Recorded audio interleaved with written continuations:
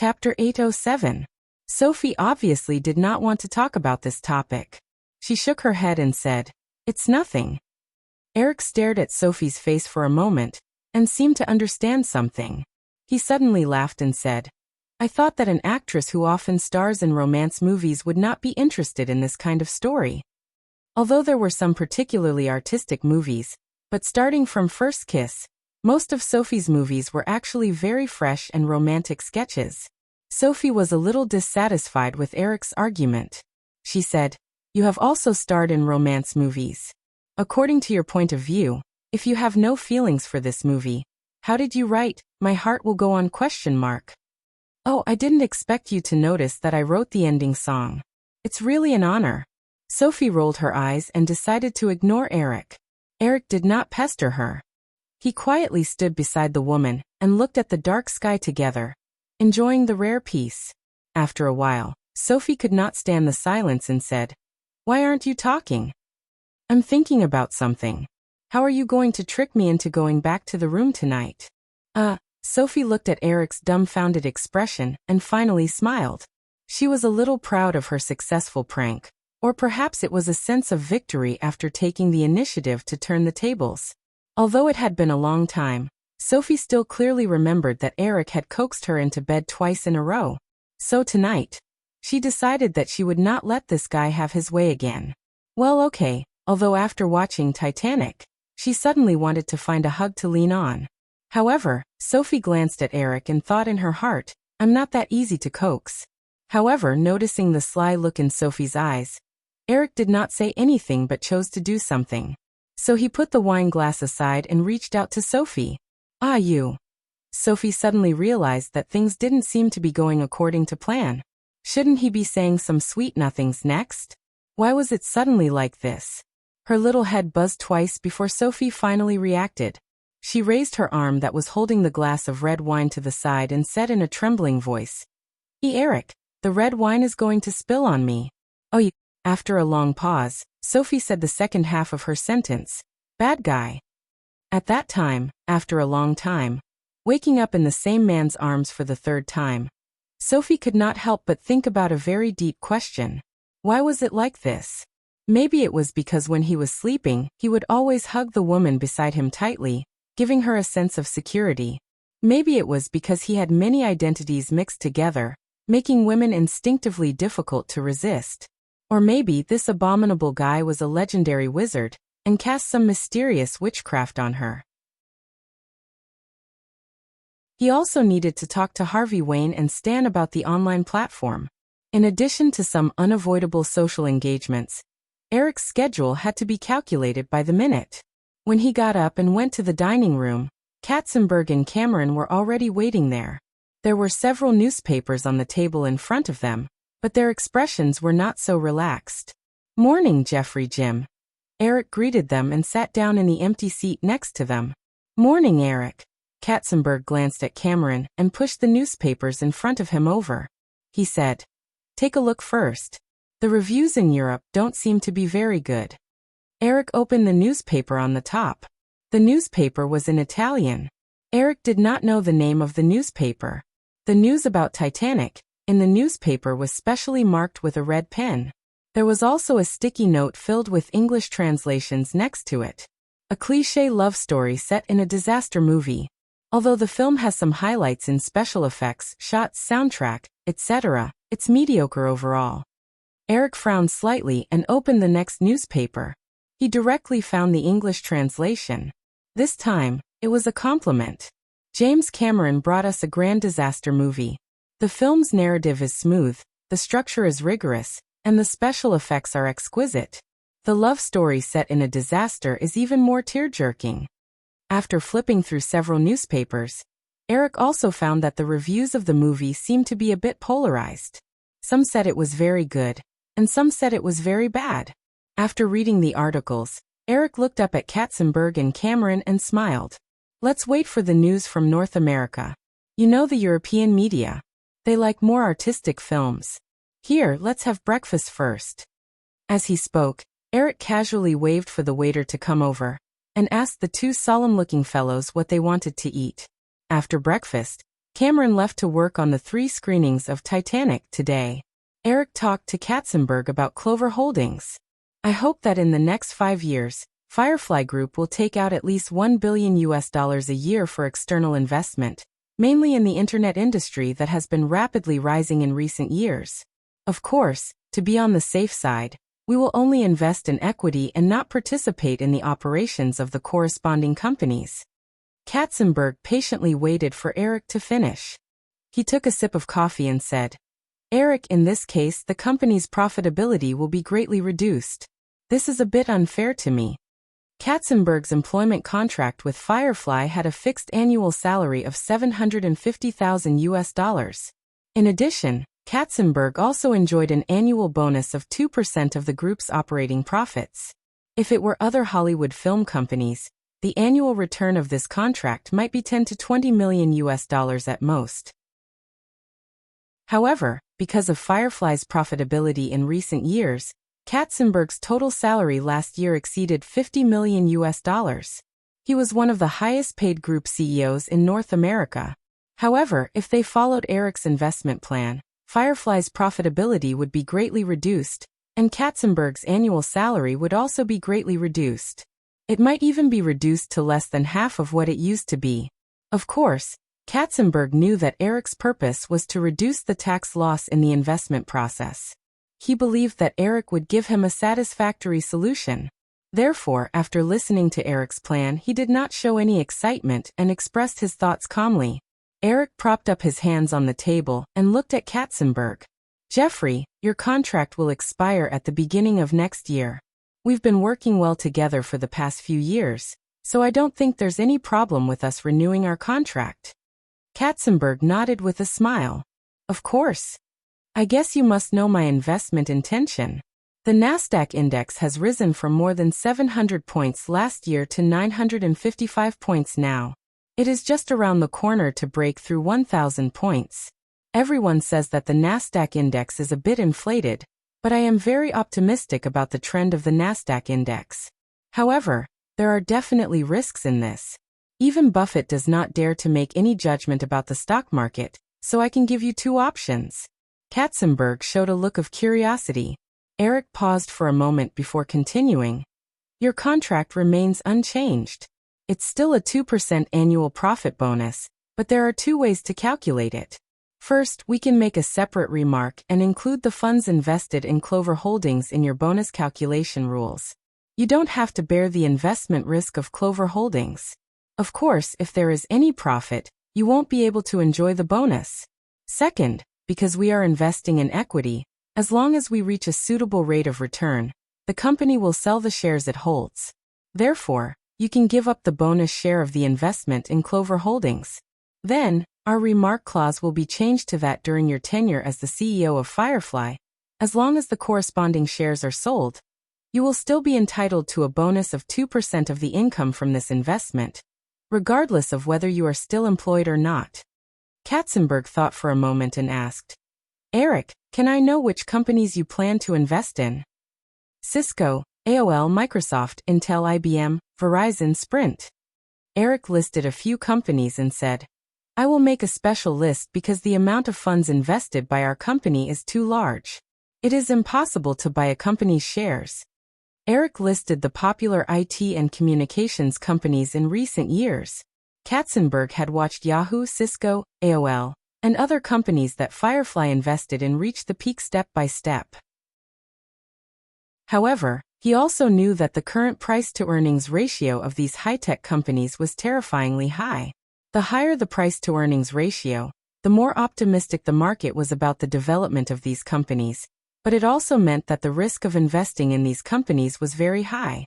After hesitating for a while, Katzenberg looked at Eric and asked with a smile, Eric, which plan do you suggest I choose? Eric smiled and said, the second one, of course. Eric had discussed the salary of the company's CEO with Tina Brown and the others a few years ago. If a manager could only bring the company $10 million in profits a year, Eric would definitely not be willing to pay him $10 million. However, if a manager could bring the company billions of USD in annual profits, It was understandable even if the manager's annual salary was over $100 million. Katzenberg was undoubtedly a very capable manager. Although the rapid development of Firefly in recent years was due to Eric's personal cheat, it was also inseparable from Katzenberg's excellent management ability. Therefore, Eric did not mind Katzenberg's participation and sharing the dividends of the internet boom in the next few years. Katzenberg stared at Eric's expression for a few seconds, then smiled like a chinchilla and said, "Okay, the second one." Katzenberg also understood that with his current annual income, even if it was reduced by half, it was enough to support the most luxurious life in the world. Therefore, choosing the second contract could also be regarded as an investment for the future. He was also not worried that Clover Holdings would hold on to a stock for a long time after investing in it. That was because this would prove the value of certain stocks as an investment. Even after 10 or 20 years, or even longer, the earnings would be treated as a pension for themselves. Chapter 808. At noon, the reviews of Titanic from North America arrived in Venice one after another. Compared to Europe, Eric and the Firefly executives were more concerned about the North American media's evaluation of the movie. After all, Titanic was often released in the North American market before the overseas market. Its box office performance in the North American market had a large impact on the overseas market. However, the media reviews of Titanic in North America were not optimistic either. Although there was no lack of newspapers such as USA Today, the New York Times, and the Hollywood Reporter praising the film, the New York Times even praised it as a masterpiece comparable to Gone with the Wind. But at the same time, the Los Angeles Times, the Washington Post, and other newspapers did not hide their criticism of the movie, calling it a lousy movie with a mediocre story and a long plot. The Los Angeles Times even publicly questioned whether the movie was really worth $215 million. Eric only remembered the limitless success of Titanic in his previous life after it was released. As for the experience of the movie before it was released, it was mostly limited to Cameron's bumpy production stage. That was the result of media reports. As for the reputation of Titanic before it was released, Eric did not know much about it. Therefore, when he saw that the movie had a polarized reputation in Europe and North America at the same time, he could not help but feel nervous. In Eric's memory, there were many movies with a polarized reputation. These types of movies often had a common characteristic, which was that they were fan movies adapted from original works such as novels and comics. Moreover, the box office of such movies was basically high in the early stages due to the strong promotion of the movie company, but it was seriously lacking in the long run. In any case, Titanic was definitely not a fan movie. Therefore, with the current polarized reputation, the future was even more unpredictable. After all, fan movies could still rely on the popularity accumulated by the original work to earn a large box office a few weeks before it was released. Even if it was lacking in the long run, the total box office would not be too bad. However, Titanic did not have such an advantage. It was impossible for it to get a high box office like a fan film in the first few weeks of its release. Once the reputation of the film was still polarized in the later stages, the cumulative box office would definitely be much worse than a fan film in the case of insufficient momentum. The next day, Peter Ritchie sent the questionnaires from the dozens of ordinary movie fans who attended the screening to Eric. Most of the audience gave positive comments about Titanic, but there were also a few who complained that the film was too long, and that the prelude was a little bloated. July 29th afternoon. Eric was about to fly to London at 7 o'clock in the evening. This was the last meeting of the Titanic crew. It was confirmed that the film would be released on December 20th during the Christmas season. The public publicity had already announced this date, so there was no possibility of changing it again. At this time, Eric, Katzenberg, James Cameron, and several other middle-level managers of the Firefly Group were sitting in the living room of Eric's suite at the Lido Island Hotel. The current situation is indeed not very good. However, I hope that you will follow the established publicity strategy and focus on the publicity for the younger audience. As he said this, Eric looked at Katzenberg and the other executives. He recalled some details in the original spacetime and added, "One more thing. No matter what the outside world says about Titanic, I don't want Firefly to have voices that undermine themselves. If I find out that any executive has expressed anything to the media, then he can just wait to pack up and leave. That's all I have to say. Does anyone have any opinions? Mr. Williams, it's like this. A high-ranking conduit in the distribution department said, "Yesterday, I received a call from an executive of Toho International in Japan. They hope to buy the Japanese distribution rights of Titanic in advance, including the theatrical distribution, videotapes, DVDs, and other peripherals." Eric raised his eyebrows slightly. The executive thought that Eric did not know about Toho International, so he said, "Toho International is one of the major distributors in Japan." "I know that." Eric nodded. Even though he was a little nervous now, he definitely did not intend to sell the departure rights in advance like Fox did in his previous life. However, Eric still asked curiously, "How much are they asking for?" 3 billion yen. The executive looked down at the memo and said, "About $25 million US. When Katzenberg heard the other party's offer, he started calculating quickly in his heart. Because of the Terminator series, Cameron was very popular in Japan. This was probably one of the reasons why Toho International had their eyes on Titanic in advance. In addition, the high budget of Titanic and the current situation of polarization were also the main reasons why the Japanese had made a move. They obviously wanted to take a gamble and judged that Firefly was likely to accept this bet. $25 million US was definitely just a preliminary offer. The Japanese's price should be about $30 million US. Because they were buying the full distribution rights in Japan, according to the expected price of $30 million US, the Japanese expected the local box office to be about $60 million US. Only then could they guarantee that they would fully recover their costs and achieve profits in the later stages. $60 million US in Japanese box office. Although it could not reach the $120 million US of Jurassic Park, it would definitely exceed the average box office value of Hollywood blockbusters in Japan. Moreover, for a Hollywood distribution company, according to the 35% overseas share, if they wanted to recover $30 million US in box office in Japan, they would need about $100 million US in Japanese box office. Of course, this did not include the revenue from the videotapes in Japan. However, the peripheral copyright operation cycle in the overseas market was even longer than that in the United States. If they calculated the time cost, it was still very cost-effective to sell all the Japanese distribution rights in one go. After quickly sorting out his thoughts, Katzenberg said, "Eric, I think maybe we can consider it. We should be able to negotiate about $30 million US in the end." "No." After a brief silence, Eric shook his head and said, "Not selling. Everyone, if there are other parties that want to buy the distribution rights of Titanic, reject them all." Seeing the puzzled look on everyone's face, Eric spread his hands and said, "That's it. Maybe you want to explain, but I don't know how to explain. I'm not selling. Since we're already at this point, regardless of whether we win or lose, let's go all out." The other executives were a little stunned. Cameron, who had been silent all this time, looked a little excited. Katzenberg shook his head with a bitter smile. It was rare to see such a childish and willful side of Eric. He was still young after all. However, it was true that since they were already at this point, it was impossible to recover the cost by selling the distribution rights in advance.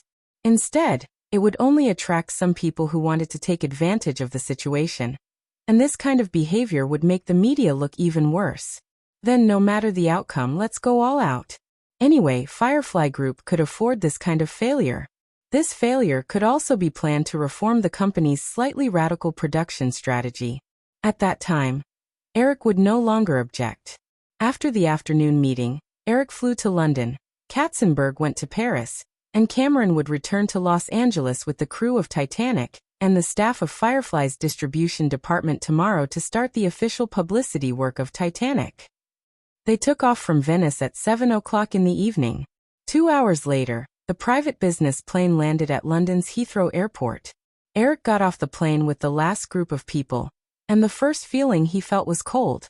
Venice was still as warm as spring at this time, But in London at the end of August and the beginning of September, the temperature at night had dropped to about 10 degrees. Barbara Broccoli and Michael Wilson, producers of the 007 series, came to pick them up. They exchanged greetings and drove together to Pinewood Studio, which was not far from Heathrow Airport. Speaking of the 007 series, in addition to the Broccoli family, who created this legendary agent movie series, Pinewood Studio, located in the northwest suburbs of London, England, had to be mentioned. Since the first Dr. No in 1963, most of the interior scenes of 007's sequels were shot at Pinewood Studio.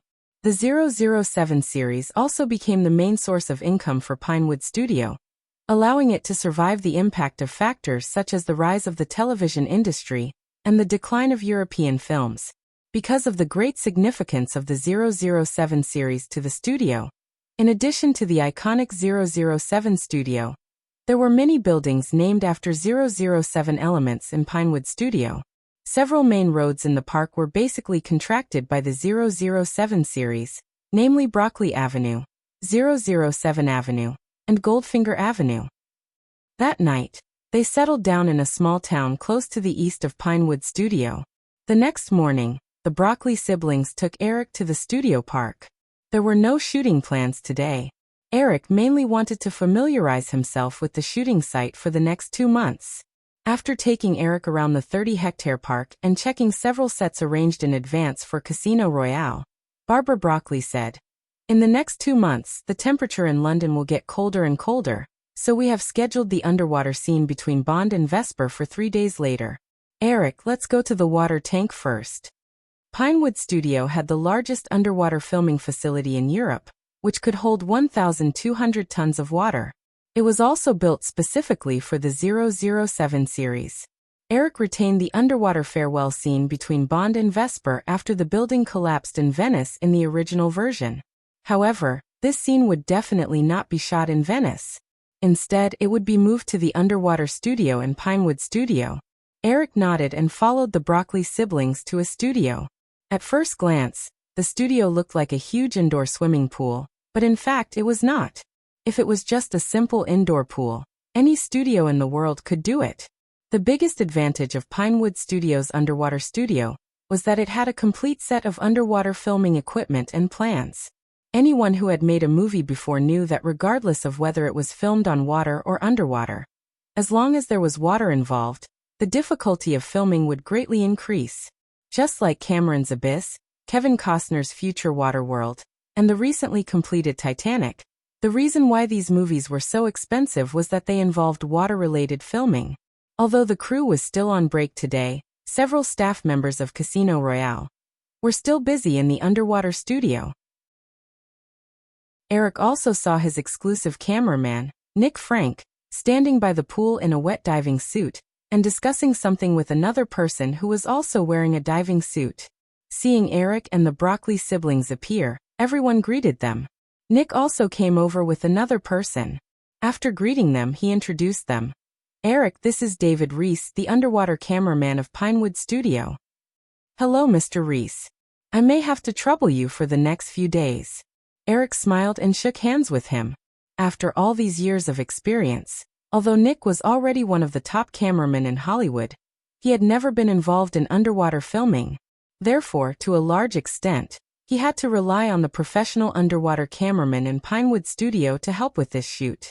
David Reese shook hands with Eric and said with a smile, "Mr. Williams, it's my honor to work with you."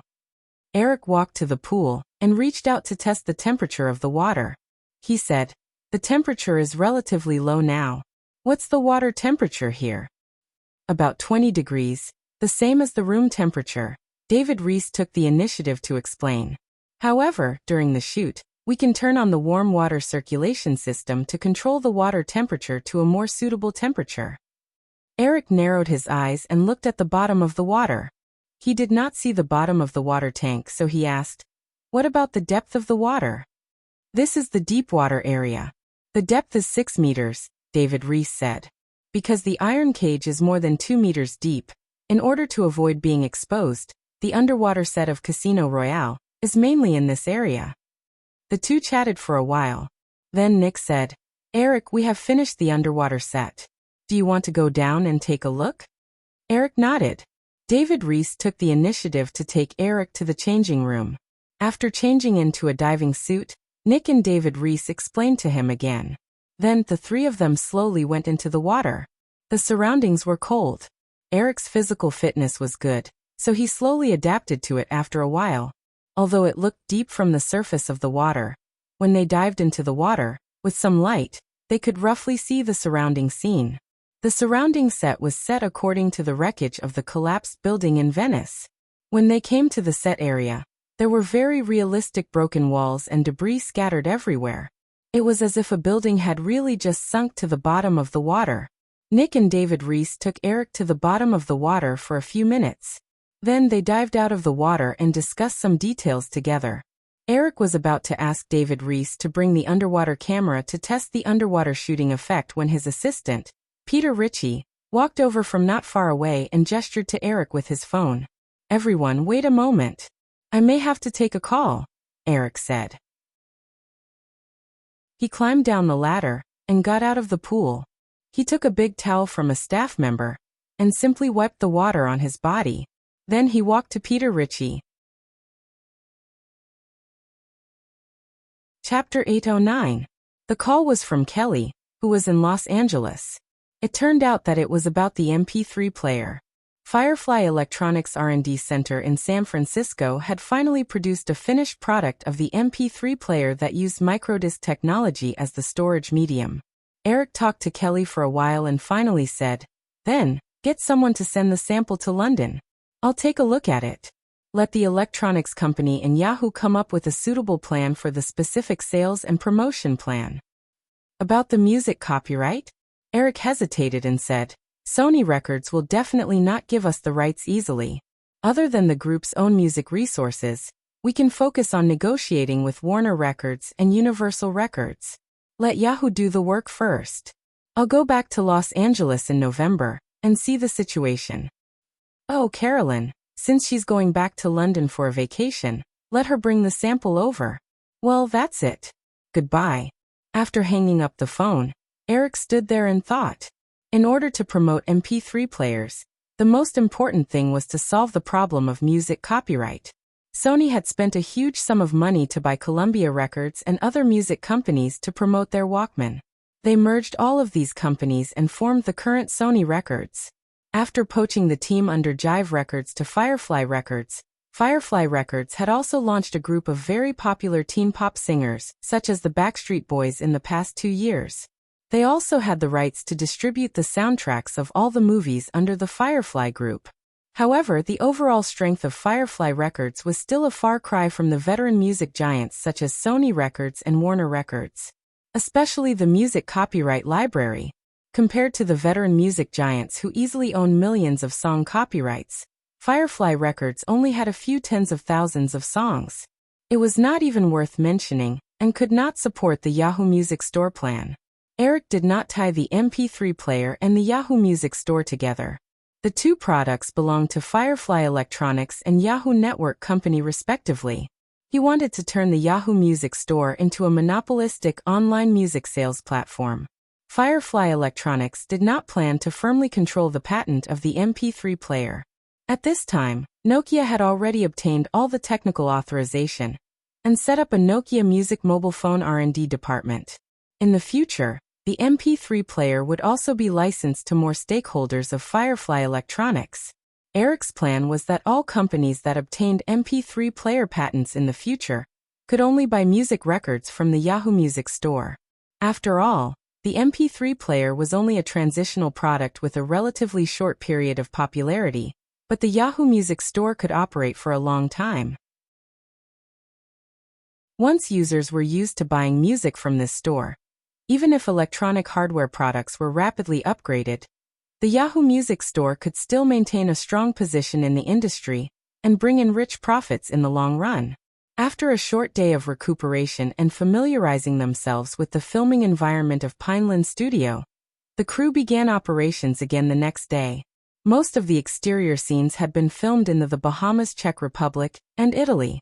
The last 2 months of filming were basically completed in Pineland Studio. Pineland Studio was also the first filming base in Europe to undergo digital transformation.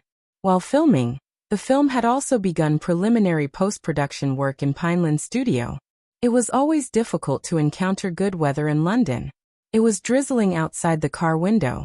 Carolyn Wilson returned to London yesterday evening and drove to Pineland Studio early in the morning. The Wilson family's manor was located in the western suburbs of London on the banks of the Thames River. It was only 10 kilometers away from Pineland Studio. Carolyn drove very slowly, but it took less than 20 minutes. The sapphire blue Mini women's car left the highway and turned onto Pineland Road. It went all the way north and soon arrived outside Pineland Studio.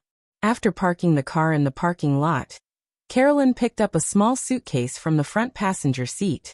She closed the car door and opened an umbrella.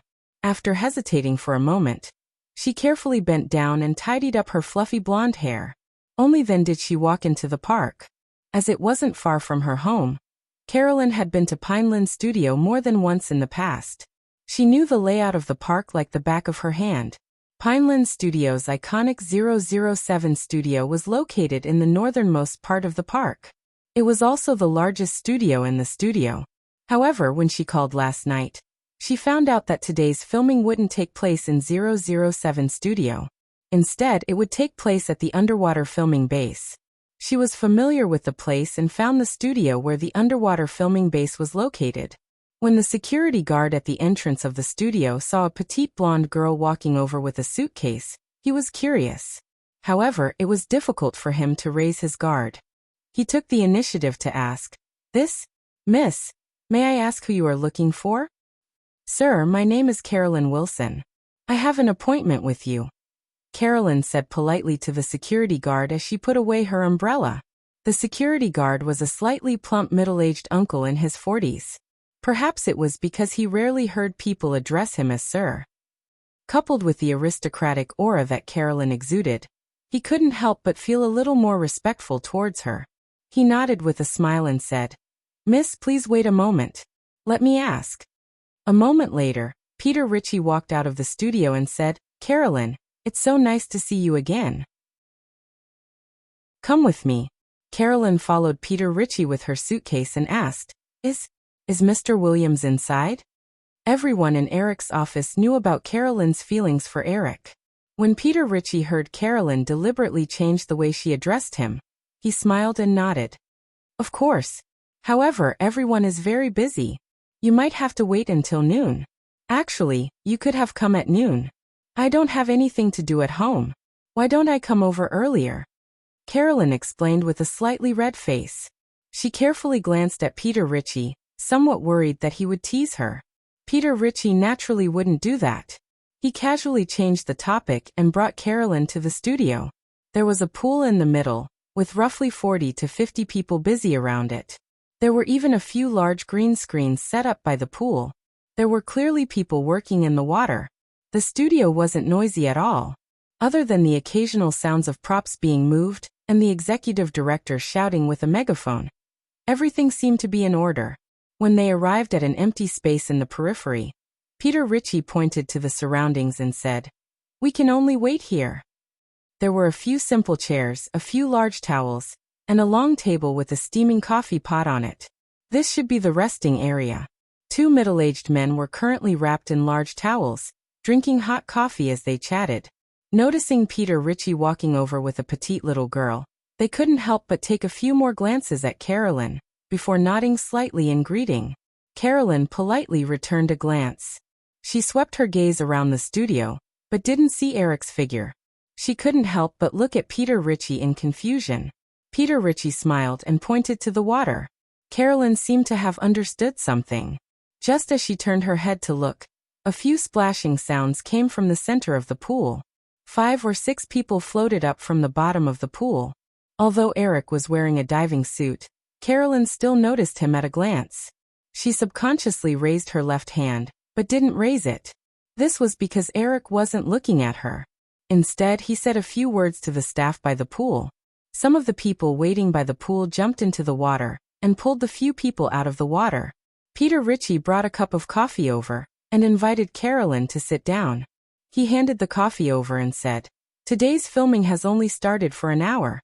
It will probably take until noon. Carolyn, if you're bored, perhaps you can take a walk in the park. There's a cinema on Golden Finger Avenue. Carolyn placed the suitcase on her knees and took the coffee from Peter Ritchie. She thanked him and said, "It's okay. I'll just wait here." Peter Ritchie nodded. He looked at the suitcase on Carolyn's knees and asked, "Do you need me to help you put it away?" Carolyn shook her head and said, "No, thank you." Peter Ritchie knew what was in the suitcase, so he didn't force her. When he saw Carolyn looking at the filming location, he took the initiative to explain, "The filming here has been going on for 3 days. It should be done today. The underwater scenes are very difficult to control. Mr. Williams has been going down personally for the past few days. The day before yesterday, we were filming a scene where an iron cage fell into the water and almost injured someone." Carolyn felt her little heart skip a beat. She asked, "Is everyone all right?" "Of course it's fine.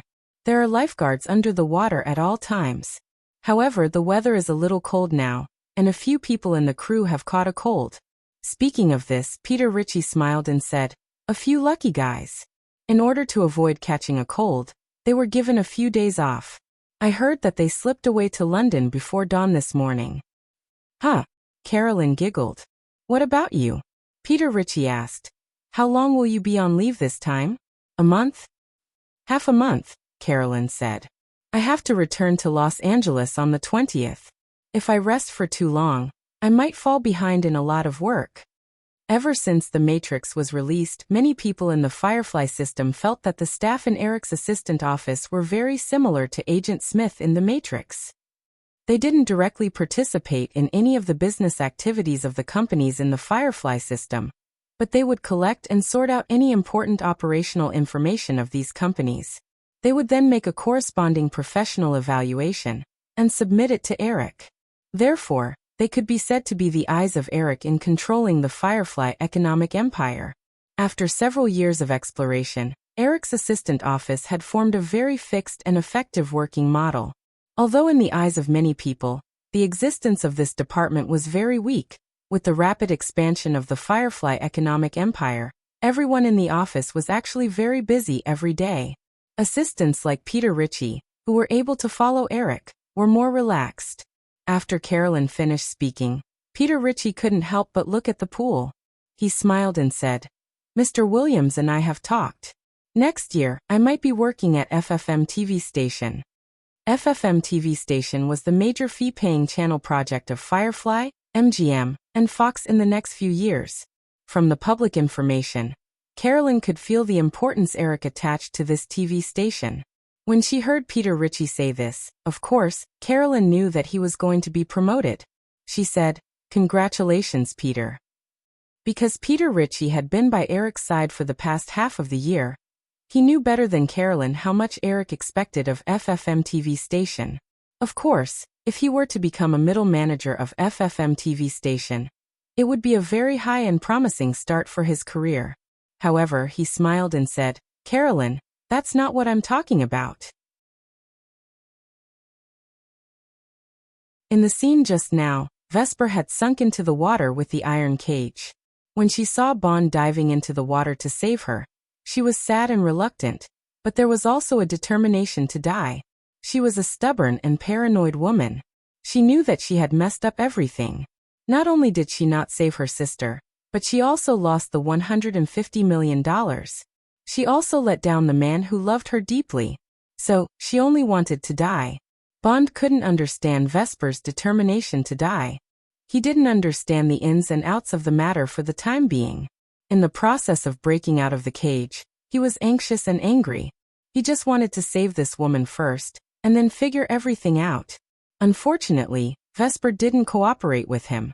Kate was indeed Aunt May's successor in the original Spacetime. Even though it was her first time shooting an underwater scene, she still perfectly achieved the performance Eric wanted. But when it came to Pierce Brosnan, the scene was shot 7 times in a row, and the results were not satisfactory. When Eric heard Pierce Brosnan's words, he nodded helplessly. This handsome British actor really didn't have the talent to show the character's emotions through facial expressions, let alone underwater. He had tried so many times and could only give up and lower his requirements. As the two were discussing, Kate floated on the surface of the water. She took a few sips of hot coffee from the staff and looked at the two of them. She carefully interjected, "Eric, can I say what I think?" Eric smiled and nodded. Of course. He didn't notice the difference in his tone when talking to Pierce and Kate, but it should be the same as the teacher's attitude towards the top and bottom students in school. Kate handed the coffee cup back to the staff and said, "I think that Pierce can stare at me when shooting, just like this." As she said that, Kate gathered her thoughts and restrained the expression on her face. She pursed her lips and looked at Eric with a determined gaze. Perhaps she was instantly immersed in the role, for Kate even reached out to grab the lifebuoy in front of Eric, as if she wanted to forcibly pull open a non-existent cage door. For a moment, Eric felt that if he didn't let go of the lifebuoy in front of him, Kate would tear him apart. He hurriedly let go, and Kate didn't hesitate to pull the lifebuoy in front of him. Although Kate didn't show much expression, her simple but determined gaze made Eric feel a sense of urgency, desperation, and fear. "Woman, get out here, I won't let you die." I've mixed up the words.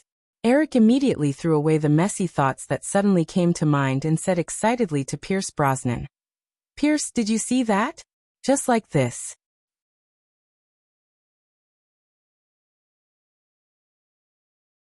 Carolyn had been following up on Firefly Electronics information, but this was her first time using an MP3 player.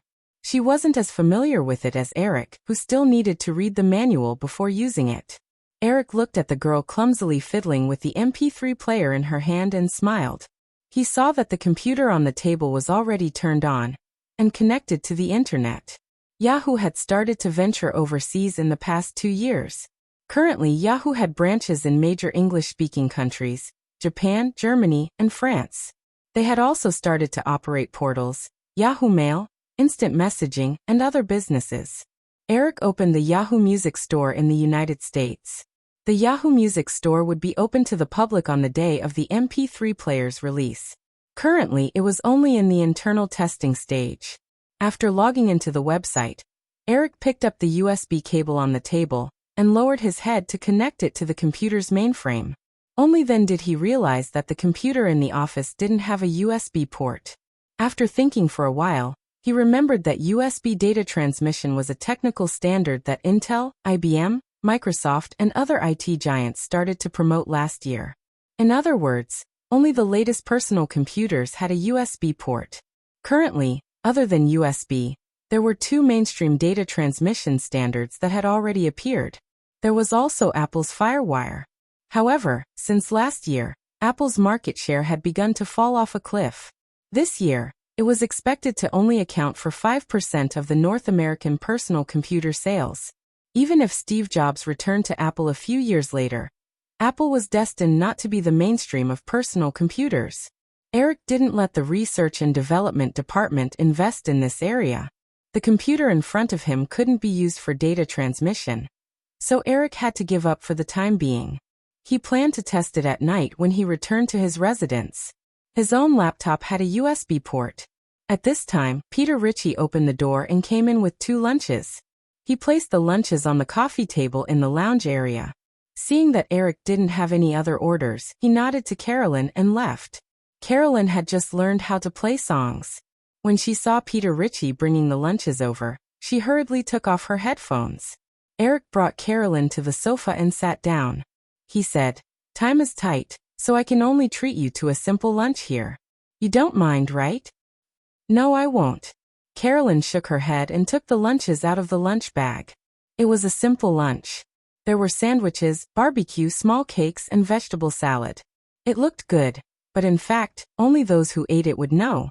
Eric didn't have the energy to complain about British food. He just wanted to fill his stomach. The crew only had an hour for lunch break, so he was too lazy to give himself special treatment. Looking at Carolyn's habitual appearance, it was obvious that girls should eat this. Sigh, how pitiful. Carolyn took out 2 glasses of apple juice and handed one to Eric. She just happened to notice Eric's expression and asked curiously, "Eric, what's wrong?" "Nothing." Eric shook his head and calmly took a bite of a cheese sandwich. Carolyn blinked her large eyes a few times and laughed softly. Eric, do you feel that British food is bad? Seeing that Carolyn didn't seem to mind, Eric nodded seriously. Ah, Carolyn laughed. She wasn't angry, but she still retorted a little. We just want to be simple. From the moment he met Carolyn, Eric could feel the little pride of British in her bones. He didn't continue this topic and changed the topic. The MP3 player has been completed. How's the progress on the e-reader? The main problem is the processor chip. For the past 2 years, ARM has focused on developing mobile phone chips with Texas Instruments. They don't have the spare energy to provide us with more technical support. Therefore, the R&D Center can only use the technology provided by ARM to design their own. Although it's not as complicated as the mobile phone chip, the development of the control chip for the e-reader is much more difficult than the audio decoding chip for the MP3 player. As Carolyn was speaking, Eric suddenly raised his head and interrupted her. ARM. ARM is a company in Cambridge. They mainly engage in the licensing of microprocessor core design technology, Carolyn replied. Seeing that Eric had suddenly sunk into deep thought, she asked, Eric, is there a problem? Of course there was a problem, a very big problem. Eric sighed in his heart. Microsoft and Intel's domination of the personal computer market was irreversible. Other than taking the lead on the internet through Yahoo, AOL, and Cisco, Eric had also been thinking about and implementing the layout of the future smartphone and mobile internet era. Qualcomm, Nokia, Yahoo, and the investment in the mobile telecommunications company Sprint were all important chess pieces that Eric planned for 10 years from now. However, if one thought about the Wintel alliance, one would know that in order to firmly control the mobile era in the future, one would need the mobile phone operating system, and the other would need the mobile phone processor chip. In the original space-time, ARM firmly controlled more than 95% of the mobile smart terminal market. Apple, Qualcomm, Samsung, and almost all other electronic manufacturers used ARM chip technology for their chips. However, more than 10 years later, due to the widespread and even somewhat excessive licensing of ARM, as well as mainstream manufacturers such as Apple and Samsung, after the technology matured, they abandoned ARM's public architecture and began to develop their own chip schemes based on it. Although ARM controlled a large number of core patents, it was completely impossible for it to have a monopoly similar to Intel's in the PC processor industry. But now it was just the beginning. If he could take down ARM in advance, even if other mobile chip technology standards appeared in the future, ARM had already proven the superiority of its technology in his previous life. With the support of Qualcomm, Nokia, Sprint, and other giants in the entire industrial chain in terms of distribution channels, marketing, and other aspects, ARM could once again dominate the mobile chip industry. It was even possible for ARM to reach Intel's position in the PC chip market. After thinking through all this, Eric looked up and was about to look for Peter Ritchie when he happened to meet Carolyn's puzzled gaze. After calming down a little, Eric realized that Peter Ritchie would definitely be by his side to help him with his daily affairs. Since there was a ready-made candidate in front of him, he asked, Carolyn, how long is your leave this time? Carolyn didn't know what was wrong with Eric, but she still replied, half a month. Well, I'll give you an extension. How about a month? Huh. Carolyn was even more puzzled. Eric continued, it's like this. I just thought of something. Since you're here, there's no need to transfer someone from Los Angeles. During this time, I hope you can help me collect information on ARM. You've collected information on Qualcomm before, so you should be very familiar with it. I need everything on ARM, including information on their management, shareholders, business conditions, partners, and so on. Carolyn roughly understood Eric's intentions when she thought of Qualcomm. She said, Eric, do you plan to buy this company? Eric nodded and said, when the time comes, you might have to make a trip to Cambridge. I'll get someone to specially arrange a driver for you. No need. Carolyn hurriedly shook her head and said, I can drive myself. I know a lot of people in Cambridge. Then forget it. If you need any help, you can contact Peter or call me directly. As Eric spoke, he noticed that the expression on Carolyn's face was no longer as relaxed as before. He seemed to realize something and said, "Well, isn't this a bit of a disruption to your vacation? If you don't want to do it, I'll call Kelly and ask her to send someone over." No, I'm willing." Carolyn hurriedly shook her head. In fact, she was just thinking that if she could stay in the UK for a month, she would have a special job to do. Wouldn't that mean that she could find a reason to see Eric more often? Thinking of this, Carolyn felt her cheeks become a little hot. The two of them ate lunch and talked about some details.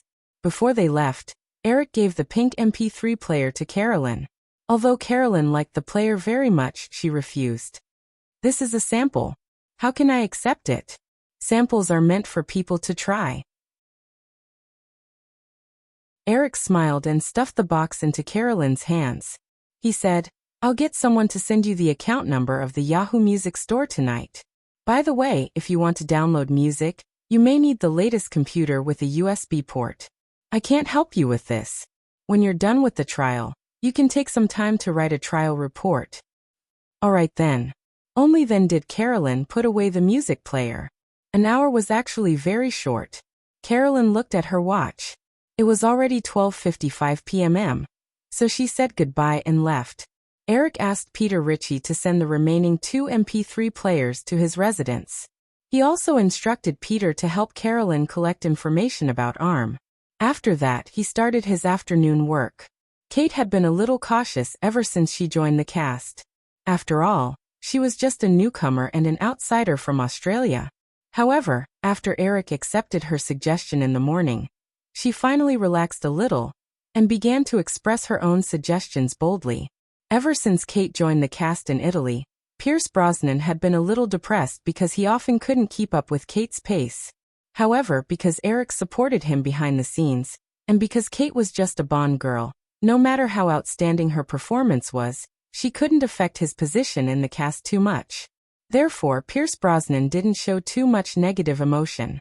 Except for the occasional conflict when he was acting with Kate, the entire shooting process went smoothly. The shooting at the underwater studio ended smoothly in the afternoon. Most of Kate's scenes with Pierce Brosnan were also completed. Kate's remaining scenes were with Christina Aguilera, who played her sister. This was a brand new side story that had nothing to do with the original film. Of course, there weren't many scenes. After all, this was a 007 movie, and James Bond would always be the core of the core. Although Eric had absolute control over the 007 series, he wouldn't make too many changes to the overall style of the James Bond series. Chapter 8:11. In September, while Eric was filming Casino Royale, in the United Kingdom, the North American summer holiday officially came to an end. The 3 films released by the Firefly Group during the summer, The Matrix, Deadly Island, and Final Destination, under the New Line Entertainment label, had a total box office of $420 million. Although the 3 films were still showing sporadically in North American theaters, the hundreds of thousands of US dollars a week did not affect the total box office share much. Compared to the box office total of the previous years, which was almost double the box office total of the second place, Firefly Group's box office revenue this year not only completely lost this advantage, but even Universal Pictures, with a slight advantage of $435 million, snatched the summer box office title that it had firmly held for several years. While The Mummy 2 and The Fat Professor led the box office, the other 2 films released by Universal Pictures also achieved good results. After Firefly, Warner released a total of 6 films during the summer. Although there were no box office hits, they still followed closely behind Firefly with a total revenue of $380 million due to the advantage of quantity.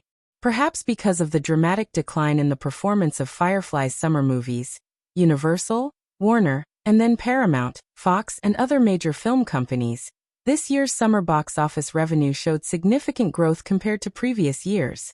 When Variety magazine officially announced this year's summer box office data and related commentary articles, other media outlets immediately began to follow up.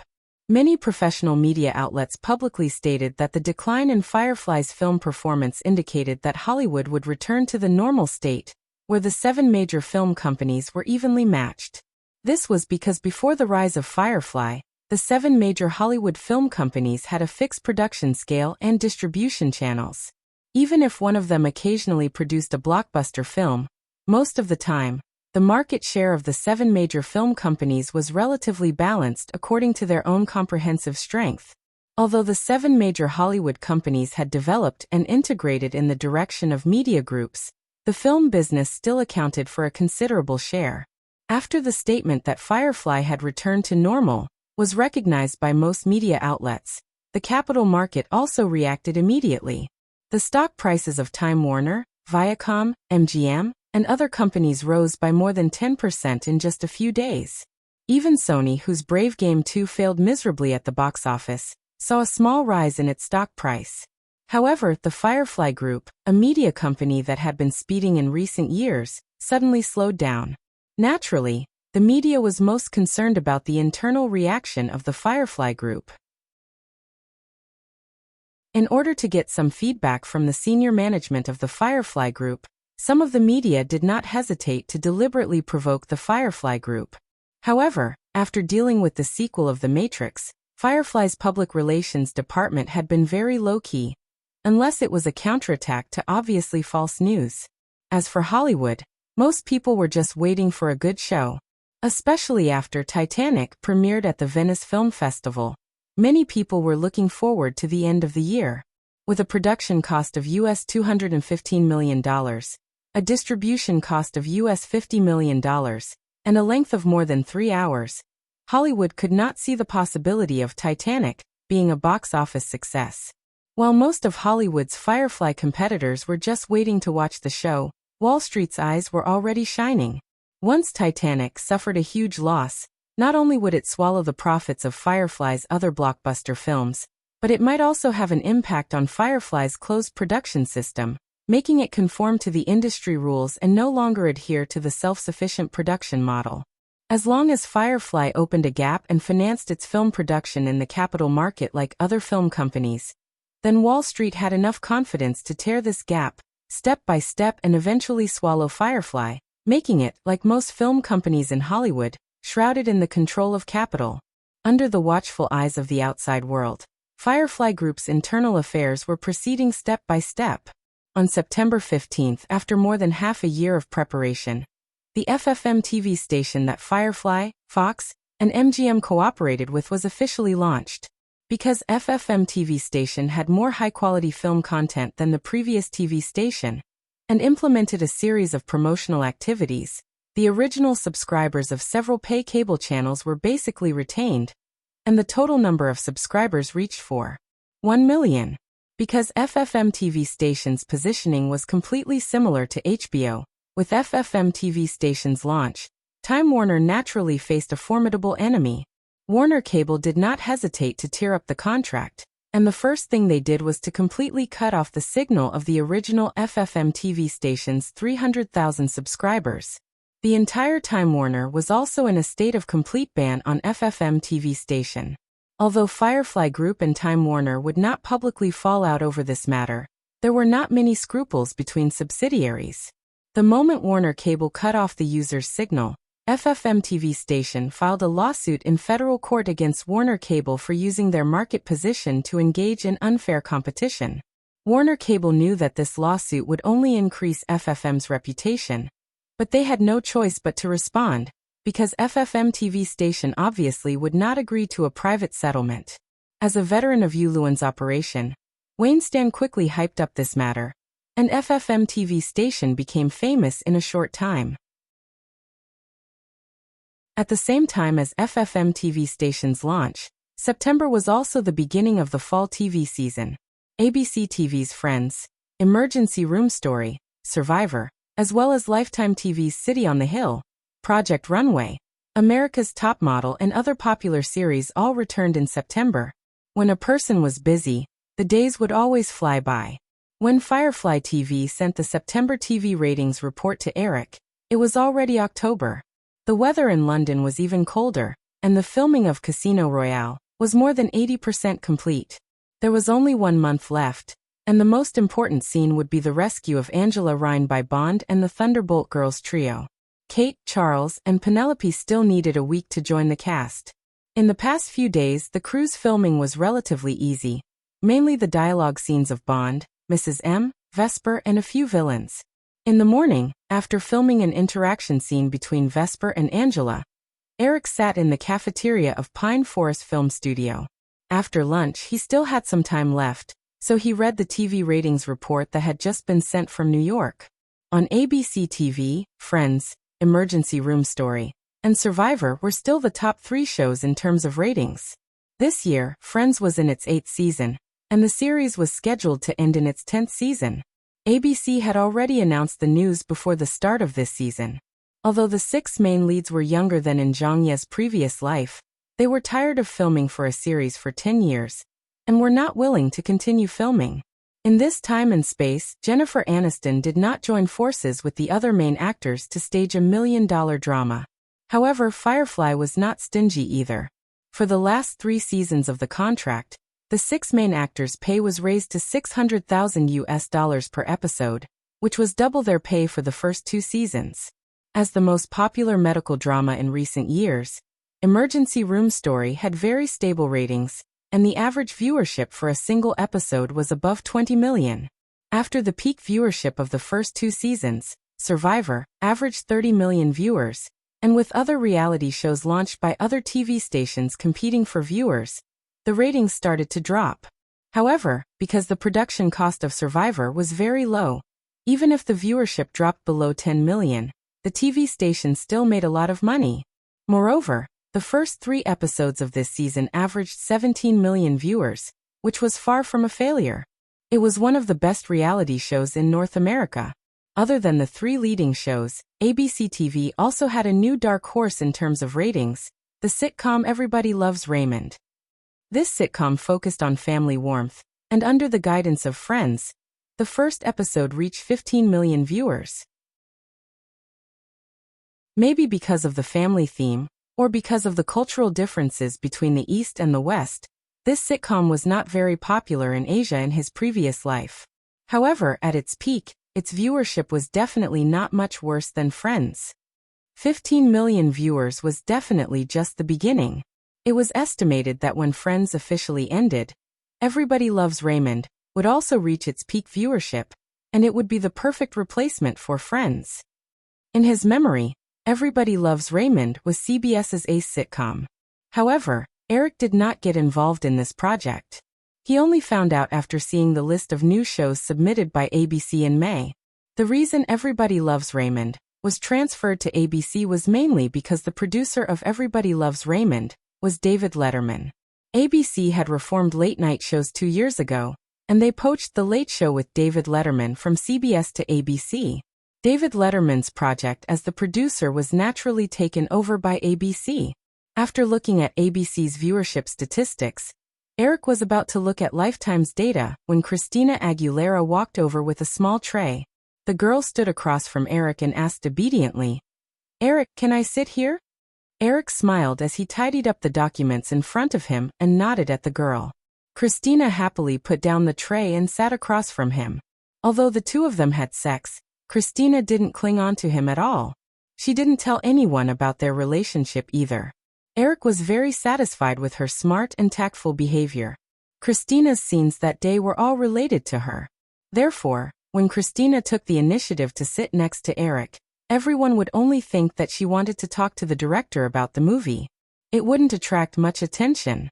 Christina picked up the utensils and took small bites of the vegetable salad on her plate. Eric smiled and asked, "What were you doing just now? Why are you only here now?" Christina answered obediently, "Mom called from Los Angeles, so we chatted for a while." "Oh, are you homesick?" "Not really." Christina shook her head. She was indeed not homesick. As a child from a single-parent family, Christina was much more independent than Brittany. She did not have the intention to go to school. She had a job and could travel around the world with the crew, so she enjoyed it. Eric smiled and was about to turn his gaze back to the documents in his hands when Christina said, "Eric, I suddenly feel that Angela's character isn't very cool." Eric looked up and asked, "Then what do you think is cool?" Christina had of course watched Charlie's Angels before, so she said without thinking, Of course, it's like Kate Beckinsale's character, Selena. But Angela is more like a bookworm who likes to tinker with machines. I think that if Charlie's detective agency really exists, they definitely won't like Angela Lynn. In the script of Casino Royale, Christina's character was set to be a technological geek who was obsessed with precision machines. She was influenced by her father when she was young. You might think that Angela Lynn isn't cool because Casino Royale is a James Bond movie. The movie doesn't give the character much room to express herself. However, this character has a very perfect setting. She's equivalent to Dr. Q in the James Bond series. In the future, she'll provide all kinds of cool high-tech props for Charlie's Angels. Well, after the movie is released next year, Marvel Entertainment will publish a comic related to Angela Lynn. You'll be able to see it then. Eric had only given her the role back then, and did not reveal too much about it. Christina had once thought that the role might just be an ordinary character in the Casino Royale series. Christina's eyes sparkled when she heard Eric's words. She asked, "Then Eric, does this mean that I can appear in the movie in the future?" Eric smiled and said, "Your character will definitely appear in the comic. Marvel has already started to do this. As for whether you can appear in the MGM movie universe again, it involves too many issues. Your future career development, the audience's feedback on your character's image, the needs of the story, and so on. I can't promise you anything now." Christina was not disappointed at all despite Eric's words. The girl's naturally charming eyes looked around and she lowered her voice and said, "Eric, can I go to your place tonight?" "Why? Are you trying to bribe me?" Eric said with a smile. "Hee, this is just an actress trying to please Mr. Director. Forget it. You still have scenes tomorrow. I don't want my actress to be unable to get out of bed tomorrow."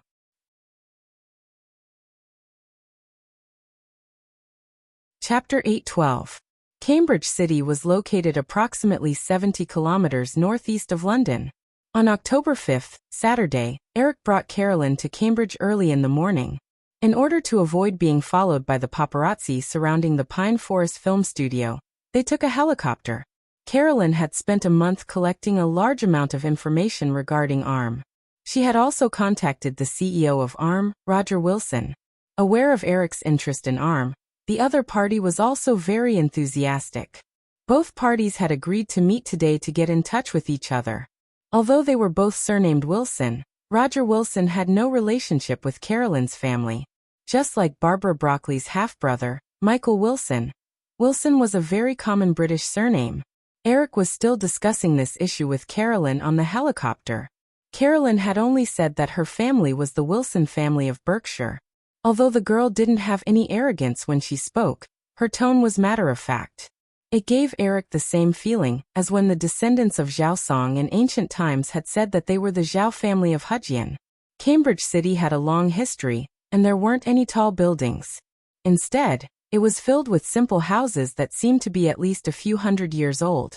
If it weren't for the modern cars on both sides of the road that spoiled the atmosphere, it would definitely be more enjoyable to wander around this historical town. The appointment with Roger Wilson was at 2 o'clock in the afternoon, so Eric and Carolyn wandered around Cambridge in the morning. Originally, they had wanted to steal half a day of leisure. However, it was a pity that when Eric and Carolyn walked together, they were too eye-catching. This wasn't because of their handsome looks, but the difference in height was too great. Although Carolyn was wearing high-heeled boots, her height still only reached Eric's shoulder. Today they were both wearing black trench coats. Although Carolyn's trench coat was definitely a lot smaller than Eric's, it still looked somewhat like a couple's outfit. Finally, they passed by a women's clothing store. Eric came up with a plan and brought the girl inside. When they came out, Eric was still in his usual attire.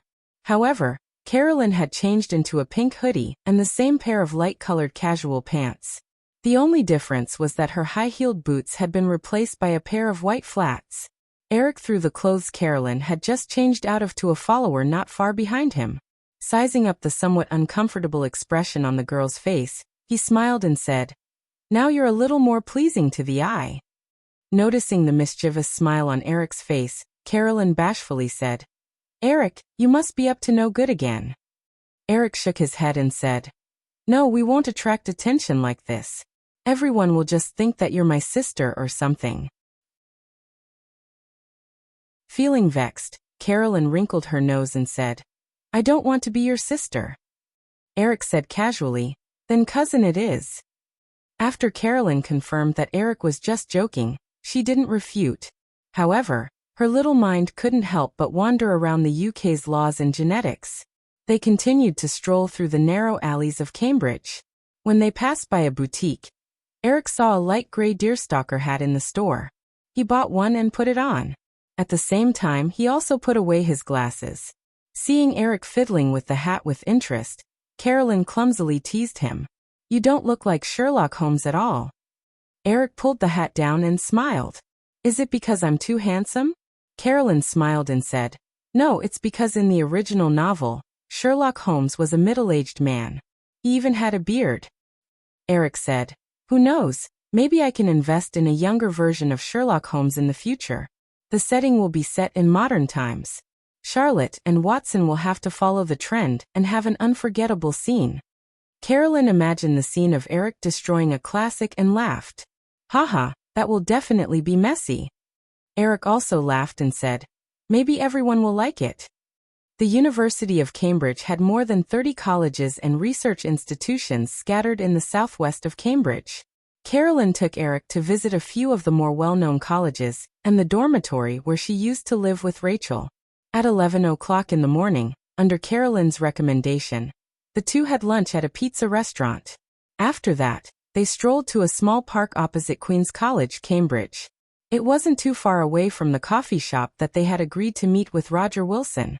Between the small park and Queen's College was the famous Cam River, which was transliterated as the Kong River. There were many bridges on the river.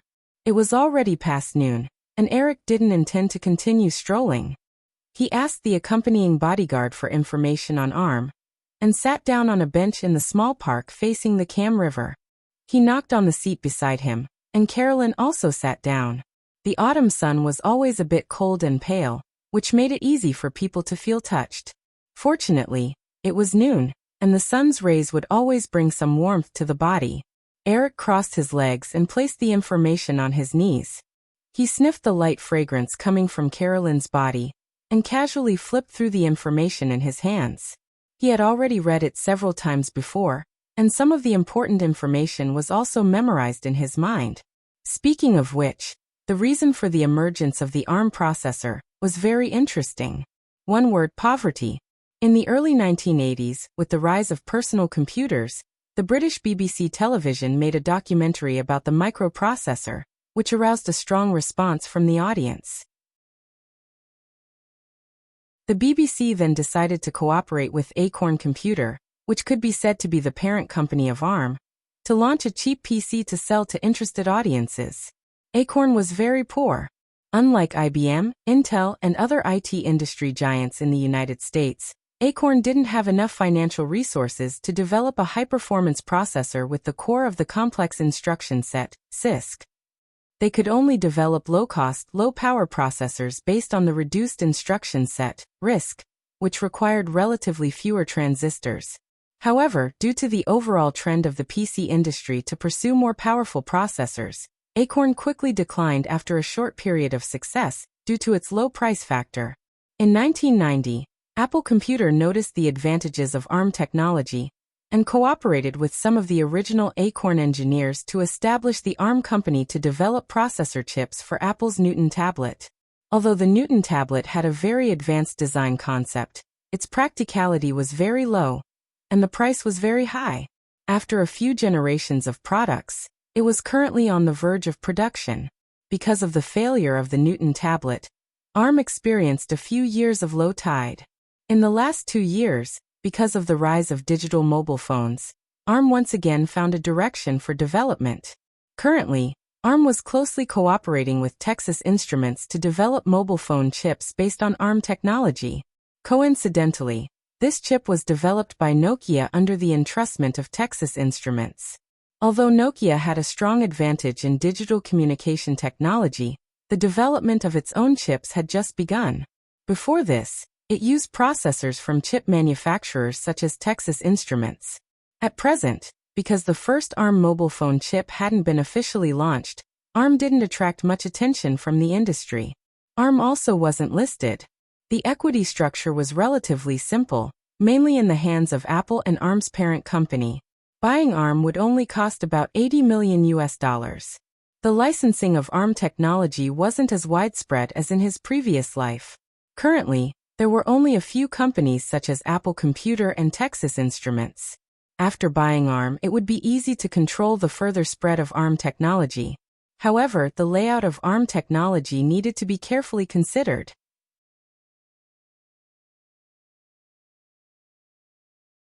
Chapter 8:13.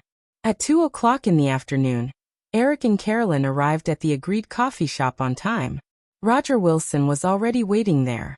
Roger Wilson was around 40 years old. He was tall and wore a light gray suit. He wore rimless glasses and his hair was meticulously combed. He didn't look like a technical engineer at all. After a polite introduction, they found their seats and sat down. After ordering coffee and waiting for the waiter to leave, Roger Wilson looked at Eric and said, "Mr. Williams, is the filming of 007 going well? Everyone is looking forward to it." Eric nodded and said, "Of course, everything is going well. Also, Roger, you can call me Eric." "Okay, Eric." Roger Wilson smiled and nodded. "Actually, when we found out that you were interested in ARM, we were very surprised." Eric smiled. After all, Roger was still an engineer who focused on technology. He took the initiative to talk about the main topic so quickly. The waiter brought the coffee over. Eric paused for a moment and waited for the waiter to leave. Then he said, "I have always been very interested in the IT field. Moreover, in my opinion, ARM technology has a very wide range of application prospects. That's why I asked Carolyn to collect information about ARM technology."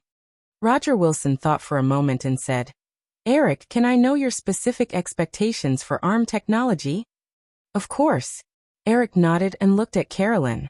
The girl took out a Newton tablet from her bag and placed it on the table.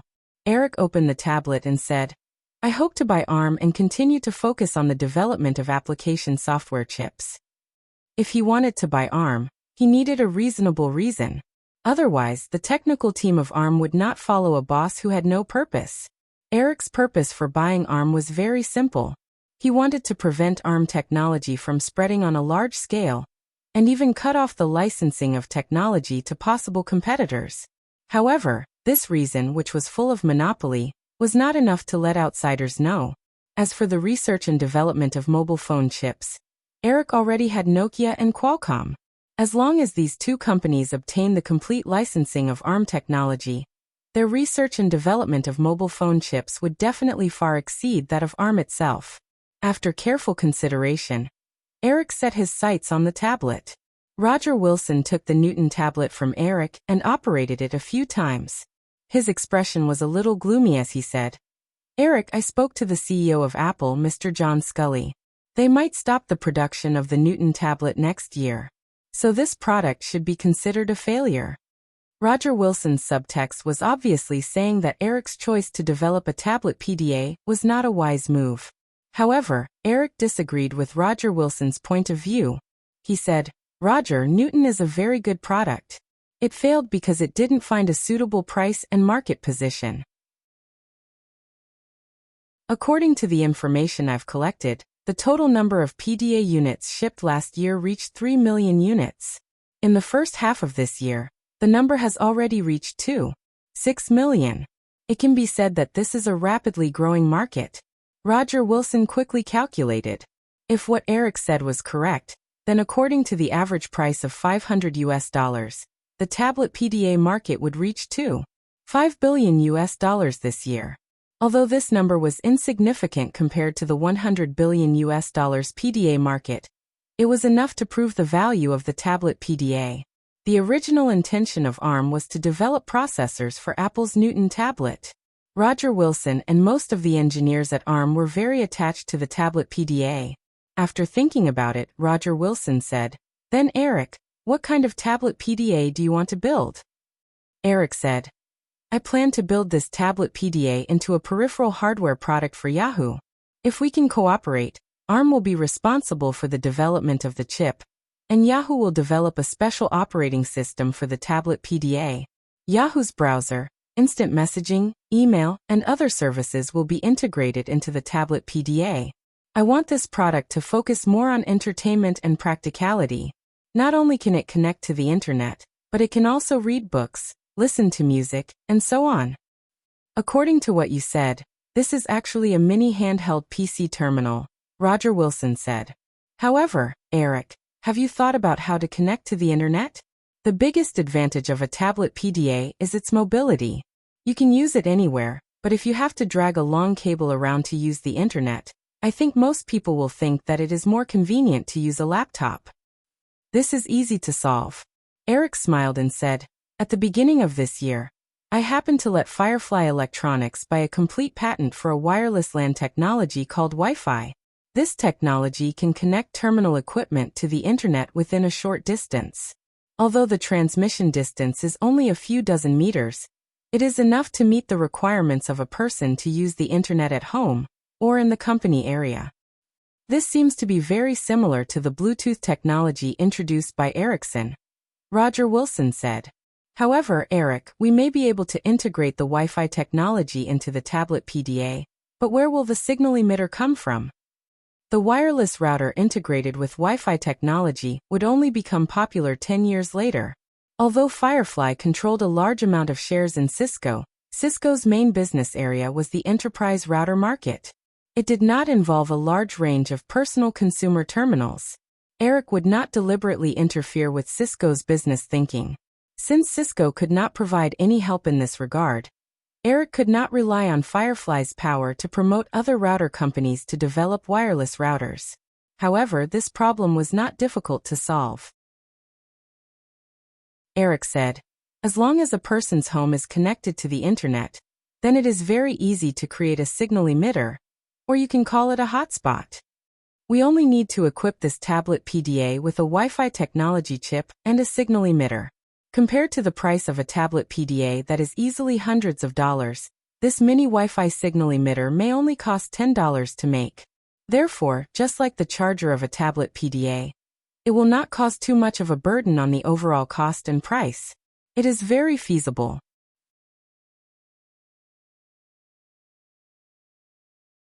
Chapter 8:14. No company was willing to just be a technology licensing manufacturer. Eric and Roger Wilson talked for the whole afternoon and basically confirmed their intention to acquire ARM. Next, Firefly only needed to persuade a few of ARM's major shareholders to transfer their shares. ARM's market value was about $80 million, and it didn't show any amazing growth potential. As long as Eric offered a reasonable price, it wouldn't be difficult to buy this company. The autumn sky in London was very short. When the helicopter landed on a helipad in Pinewood Studio, it was already dusk. Eric got off the helicopter first. Looking at Carolyn carefully stepping on the pedals, he smiled and reached out his hand. Come, I'll carry you down. Carolyn didn't mind letting Eric carry her down, but the smile on his face and the tone of his voice made it seem like he was talking to a child. Carolyn hated it when others treated her like a little girl. After all, she was only 1 year younger than Eric. She was 25 this year. No, I can do it myself, Carolyn said as she jumped down. Her body was a little shaky, but she was immediately supported by Eric. When Carolyn steadied herself, Eric said, let's go have dinner together. The restaurant here is quite good. I'll send you back later. During the day, Carolyn had driven over by herself. However, it was already dark. Although Wilson Manor wasn't far from here, Eric didn't feel at ease letting Carolyn go back alone. They were already in the outskirts of London, and both sides of the road were basically wilderness and farmland. Driving alone at night would definitely be a terrifying thing. Carolyn walked out side by side with Eric and said, Eric, I can drive myself back. Besides, I promised my mother that I would go home for dinner. Then forget about dinner together. I'll send you back first, Eric said. Seeing that the girl was about to say something, he continued, don't refuse. I don't feel comfortable letting you drive home alone. Tomorrow, I'll get someone to send your car to Wilson Manor. Carolyn lowered her head slightly and said softly, then okay. When they walked out of the tarmac, the chauffeur had already prepared the car for them. Eric politely opened the car door for Carolyn before getting in as well. Eric didn't think too much about it. He just felt that it would be more polite for him to personally send Carolyn home. After all, it wasn't too far away. However, Carolyn, who was seated beside Eric, was at a loss as to what to do. Her little brain started to buzz unconsciously. Eric was going to her house. There seemed to be something wrong with this. How should he entertain him later? What would Mom and Dad think about this? Eric casually chatted with Carolyn for a while. Seeing that the girl was somewhat absent-minded, he quieted down. The chauffeur was clearly much faster than Carolyn. 15 minutes later, the car passed by a stone bridge. Eric took advantage of the streetlights on the bridge to look out. Outside the car window was a deep river about 10 meters wide. This must be the Tame River that Carolyn had mentioned. The Wilson Manor was on the other side of the Tame River. After passing through the stone bridge, the car stopped outside a manor in the blink of an eye. Eric and Carolyn got out of the car together and looked over curiously. Their gazes passed through the iron fence and under the lights of the manor. They could see the wide and flat lawn and the castle in the distance. Due to the long history of aristocracy, there were countless castle buildings in Britain. However, due to the expensive maintenance and repair costs, most of them had been abandoned. Even the Windsor Castle of the British royal family required state funds to maintain it. In this era, the aristocrats who were able to maintain the castles and manors left behind by their ancestors had very deep backgrounds. Carolyn stood beside Eric, but she was clearly at a loss. She wanted to invite Eric in, but she didn't know if Eric would be willing. She also didn't know what her parents were thinking. After all, she had never told her parents that Eric would be visiting. At this time, the manor's guards saw their young miss and a man get out of the car together. They took the initiative to welcome them. After approaching, they recognized Eric's appearance. Seeing someone walk over, Carolyn came back to her senses and took the initiative to introduce them. Eric, this is Mark. Eric politely extended his hand to shake the man's hand and said, "Hello, I'm Eric Williams." "Hello, Mr. Williams."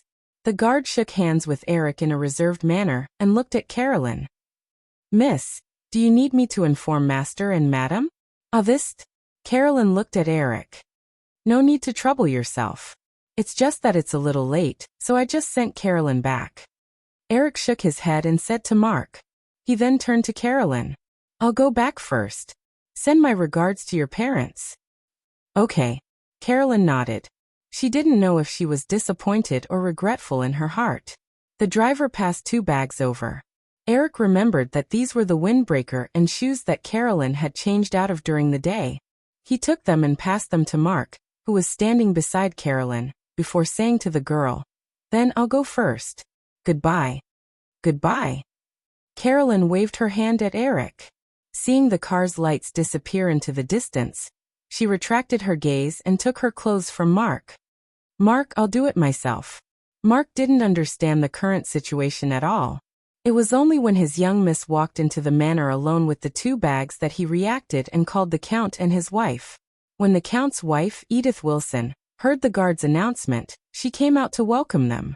Seeing her daughter wearing a pink hoodie and flat boots, she looked like a little girl. She was completely different from the clothes she had worn during the day. Her eyes flashed, but she quickly regained her calm. She took the bags and handed them to the maid behind her. Holding her daughter's hand, she didn't mention anything about Eric and gently asked, "Darling, how was your day?" "Yes, Mother." Carolyn nodded and said, "Eric personally sent me back. It's a pity that he wasn't willing to stay as a guest." The Count's wife looked at Carolyn's doubtful and disappointed expression and said with a smile, "Mr. Williams is a gentleman. Perhaps he didn't want to be too rude." As she said this, the Count's wife sighed in her heart. Ever since she was young, the Count and his wife had doted on their youngest daughter the most. Even Carolyn's 3 older brothers were very protective of their youngest sister. They had originally hoped that Carolyn would be like many other aristocratic young ladies, finding a husband of equal status, and living a peaceful and happy life. However, it was a pity that when Carolyn graduated from Cambridge University a few years ago, The Count had arranged for his daughter to go on blind dates. Carolyn, who had always been well-behaved and obedient since she was young, had unexpectedly displayed an intense resistance, and had even tried to run away from home. After that, Carolyn unintentionally met Eric Williams. The Count and his wife both felt that if the two of them could walk together, it would be a pretty good choice. However, things didn't develop as they wished. After that, Carolyn boldly expressed to the Count and his wife that she didn't want to continue with her previous life. As a result, she ran off to Harvard University to study business school.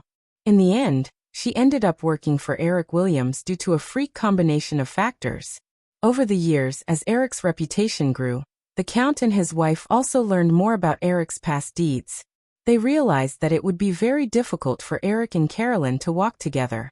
Therefore, when Eric was filming Casino Royale at Pine Forest Film Studio, which wasn't far from Wilson Manor, they didn't send any more invitations to him.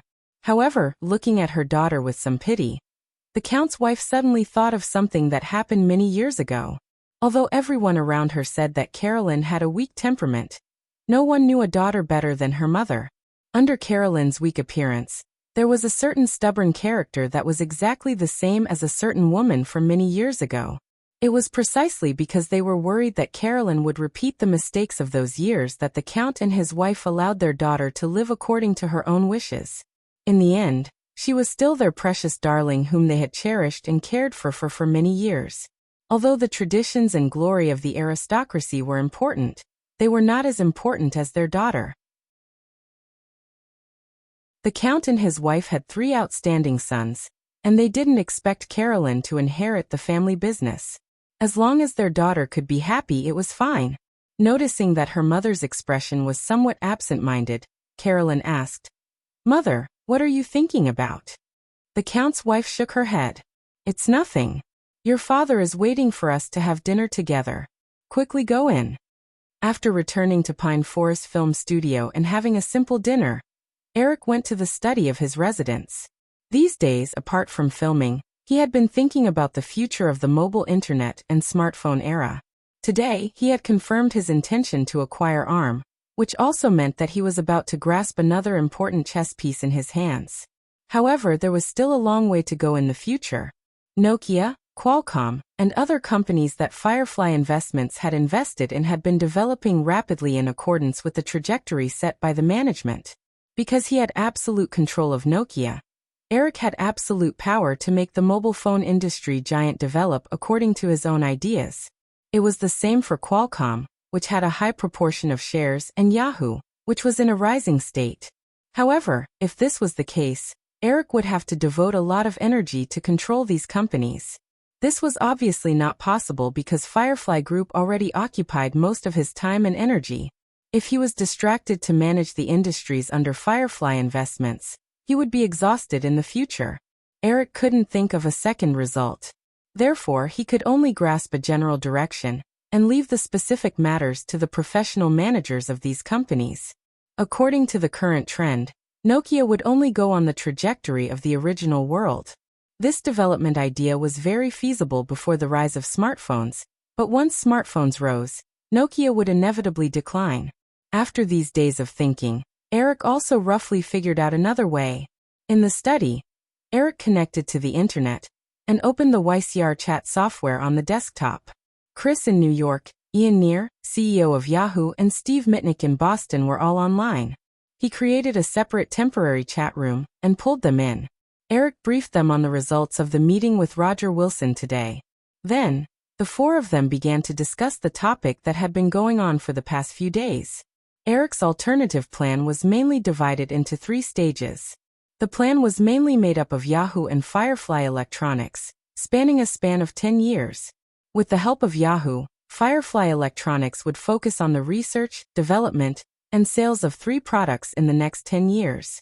In 1996 and 2000, Firefly's main energy would be focused on the promotion of MP3 players. At the same time, they would privately develop the tablet computer that Eric discussed with Roger Wilson in the afternoon. These few days, the few of them had a name for the tablet computer. It was called the Yahoo Pad. In the plan, ARM, Yahoo, and Firefly Electronics would all be important parts of the YahooPad research and development system. For the next 4 years, ARM would focus on the development of the YahooPad application chip. Yahoo would be responsible for the research and development of the YahooPad system, and Firefly Electronics would be responsible for the overall structure of the product. Steve Mitnick had the idea of developing a new PC operating system a few years ago. However, at that time, the Windows operating system had already emerged, and it was impossible to break Microsoft's monopoly in the PC field. Therefore, Eric rejected Steve Mitnick's idea.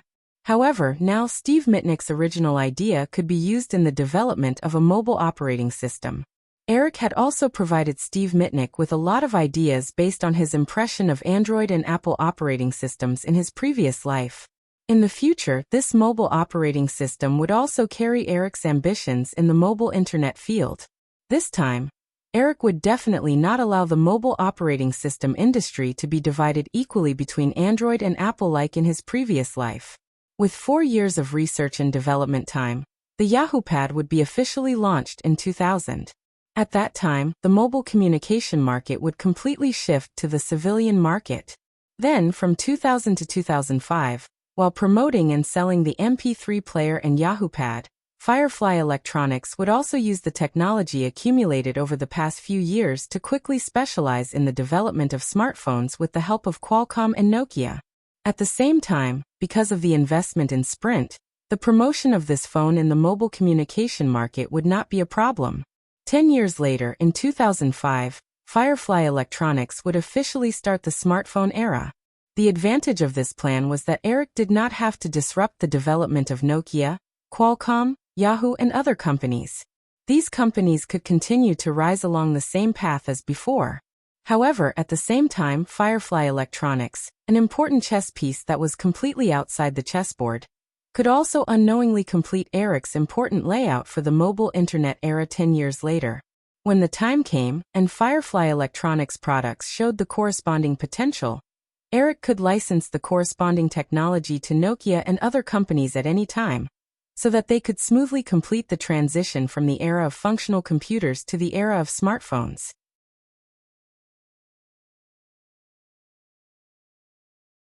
Chapter 8:15. According to the new storyline, before Vesper died, he gave a necklace to Bond. On the pendant of the necklace was a photo of Vesper and his sister, Angela. Bond used the pendant and other clues left by Vesper to figure out the ins and outs of the matter, and began his revenge to rescue Angela Linda. On the other hand, Charlie's detective agency had been looking for girls with special abilities from all over the world to join the Angel Corps. Angela Linda, who was obsessed with delicate mechanical design under the influence of her father, a senior mechanical engineer, entered the field of vision of Charlie's detective agency. Charlie's detective agency used their foundation to provide Angela Linda with a scholarship and trained her as a key angel. After the story of Casino Royale began, Angela Lynn was kidnapped by the Spectre underworld organization to force Vesper Lynn to hand over the $150 million that Bond had won in gambling. Angela Linda's disappearance attracted the attention of Charlie's detective agency. Selena, Jill, and Lucchini happened to be in the United Kingdom and received the mission to find out where Angela Linda went. Because of this storyline, Charlie's detective agency, which did not belong to the government, was involved in the Ghost Gang, and the MGM Agent movie universe officially became one. In the third script of Charlie's Angels, that was being conceived, there would be a side plot where the Ghost Gang pursued the Angel Corps in order to take revenge on Charlie's detective agency. In the end, Charlie's detective agency was forced to cooperate with the government to launch a joint counterattack against the Ghost Gang. After Eric and Roger Wilson confirmed their intention to acquire ARM, the next acquisition negotiations were taken over by Chris. Over the years, through various equity incentives and other means, although Eric had been continuously injecting large amounts of money into Firefly Investment Company, Chris's shareholding in Firefly Investment Company had always been maintained at the 3% that Eric had promised. This shareholding percentage seemed a bit insignificant, but according to the current asset scale of Firefly Investment Company, Chris's net worth had exceeded $600 million. If the news was made public, Chris would definitely become the professional manager with the highest average annual salary in North America. In the next few years, as the Nasdaq index exploded, the value of this 3% equity would easily increase by more than 10 times. It would not be surprising if it reached 10 billion USD. Of course, the market value of the entire Firefly investment company would be even more terrifying by then. Chris had seen Firefly Investments grow step by step with his own eyes. Naturally, he was well aware of the value of the 3% shares. His outstanding workability was also worthy of Eric's remuneration. Thus, Eric decided to be a hands-off manager, determine the general direction of the company's development, and entrust the specific but minor affairs to Chris. After solving the problem with ARM, Eric devoted himself to the final stage of Casino Royale. Kate, Charlize, and Penelope joined the cast the following week and began filming the crossover storyline. After a few years of experience, the three girls had completely shed their initial naivety. They didn't have many scenes, and everything was progressing very smoothly.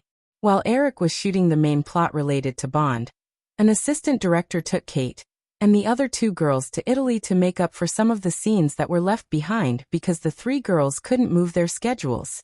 The final scene of this version of Casino Royale was set on an island in the English Channel. However, the crew didn't go to the island for the actual shooting. Except for the necessary outdoor scenes, most of the scenes were still shot in the studio of Pinewood Studio.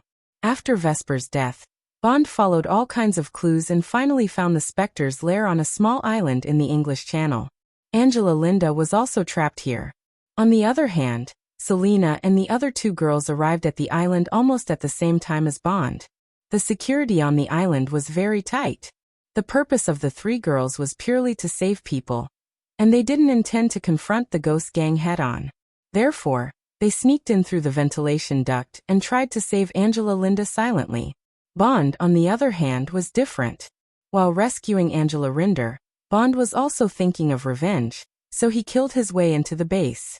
At the same time, because he inadvertently restrained a large number of villains, he inadvertently helped Selena and the other two rescue Angela more successfully. At the same time, because Bond made a scene in the base, the passage that the Angel group used to sneak in was accidentally blown up, and they had to leave through the main entrance. This also caused Bond's first head-on encounter with Charlie's Angel. The scene was very exciting and even a little erotic. The two sides didn't know each other, so they naturally fought after encountering each other. The thought of James Bond fighting against the Thunderbolt girls made one's blood boil. A long time ago, after Eric confirmed this plot, he had already decided to edit the relevant scenes into the trailer in the future. Of course, good ideas were often not so easy to shoot. According to the detailed plot design, after Bond killed his way into the base, he would first meet Selena, who was in charge of clearing the way. In such an urgent situation, the two sides had no chance to explain to each other, and started to fight almost as soon as they met. As the strongest of the trio, Selena's combat prowess had been fully displayed in the previous two works. In fact, if they were to fight seriously, according to the detailed design, if the two sides fought with their lives, Bond might not be able to defeat Selena with only his fists and feet. Of course, they couldn't be so calculative in the actual shooting. Although Bond's fighting scenes in the past 007 movies had never been any highlight, as a top agent of the MI6, he was naturally not weak. Moreover, Bond was a man with a height of more than 190 centimeters. In front of Selena, who was a relatively petite woman, he naturally had a huge advantage. According to the principle of a strong man can defeat 10 skilled men, the two of them should be evenly matched in the fight. Pine Forest Film Studio 007. During the 2 days of shooting, the studio was very lively. As the most popular female action movie in recent years, The Thunderbolt Girls was not much less famous than 007.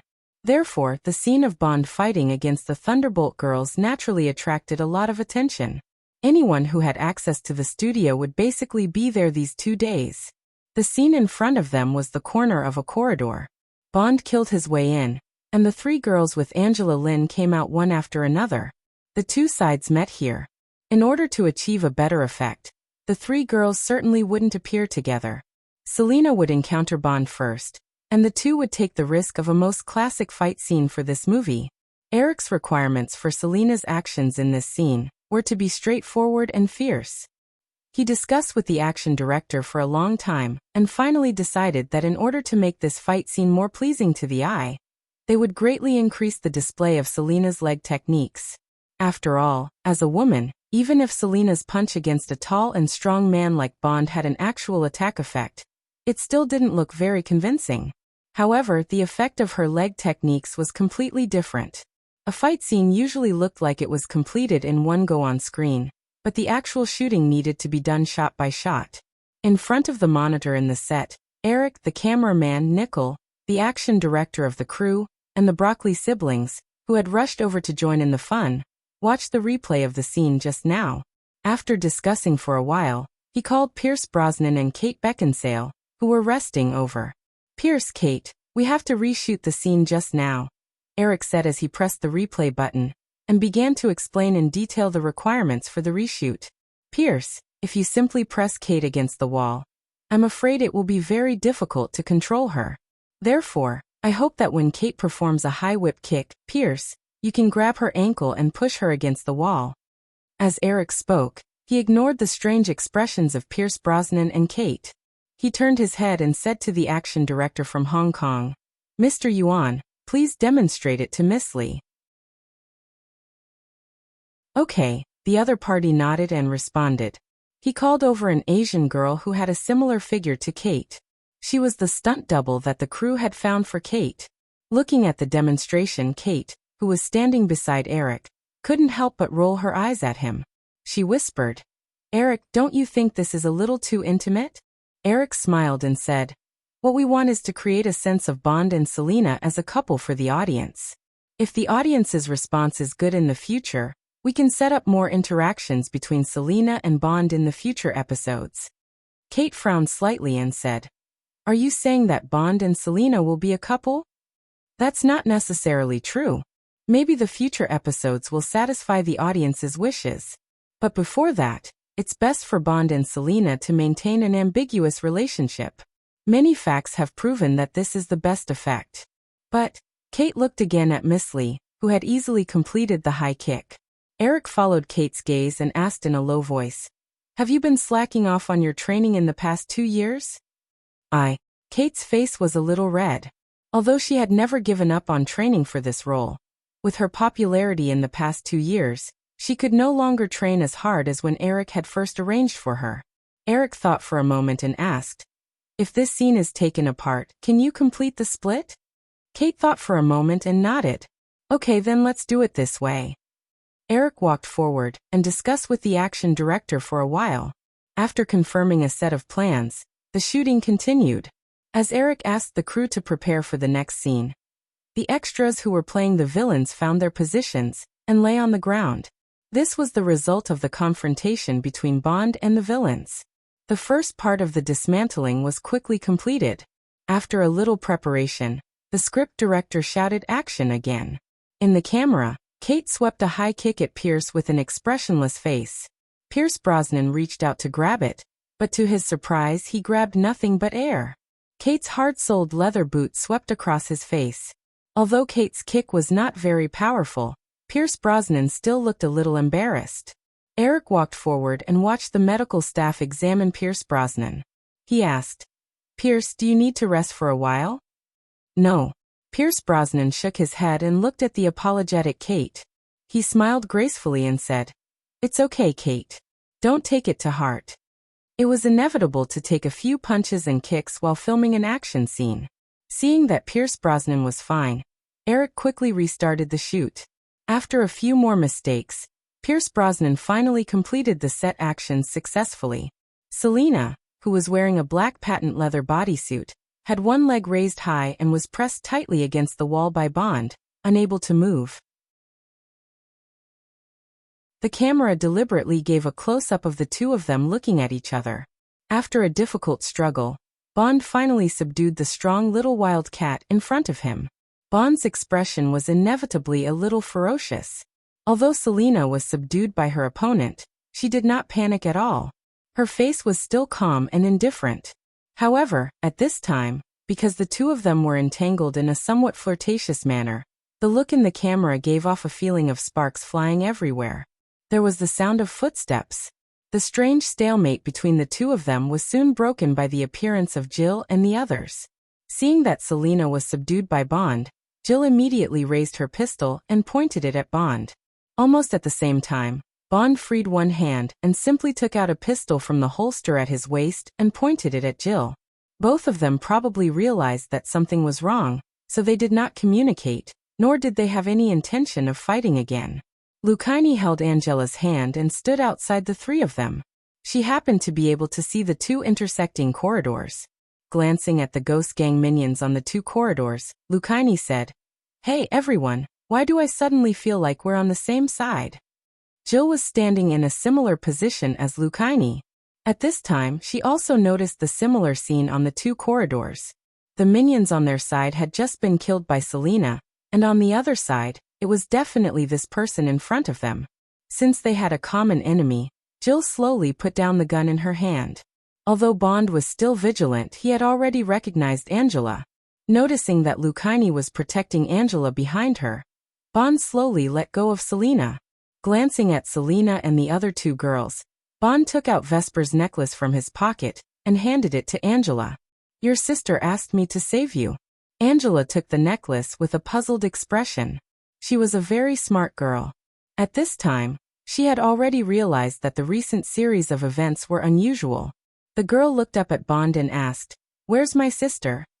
Bond's expression was a little gloomy. However, before he could explain, footsteps sounded in the distance again. "Take her away. I'll look for you." Bond vigilantly took out his pistol from his waist. Selena and the other two girls only wanted to save Selena, and did not intend to fight to the death with the Ghost Gang. It was their first time meeting Bond, and they could not fight side by side with him for no reason. Therefore, they decisively retreated. Raising his gun, Bond wiped out a few of the minions who had reappeared, and went straight for the villain who had killed Vesper Rinder, intending to put an end to everything.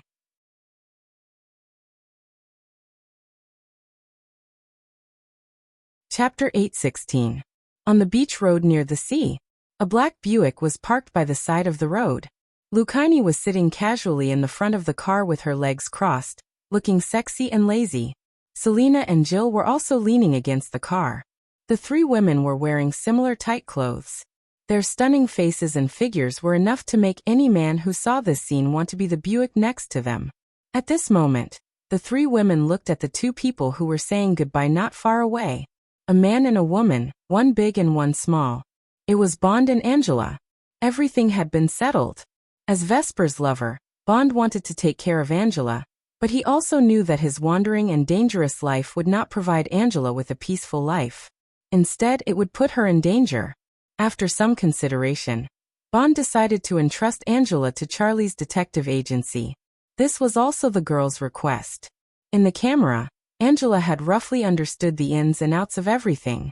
The girl handed the necklace to Bond again and said, "I think you might need this more than me." Bond took the necklace and hesitated for a moment before holding it in his hand.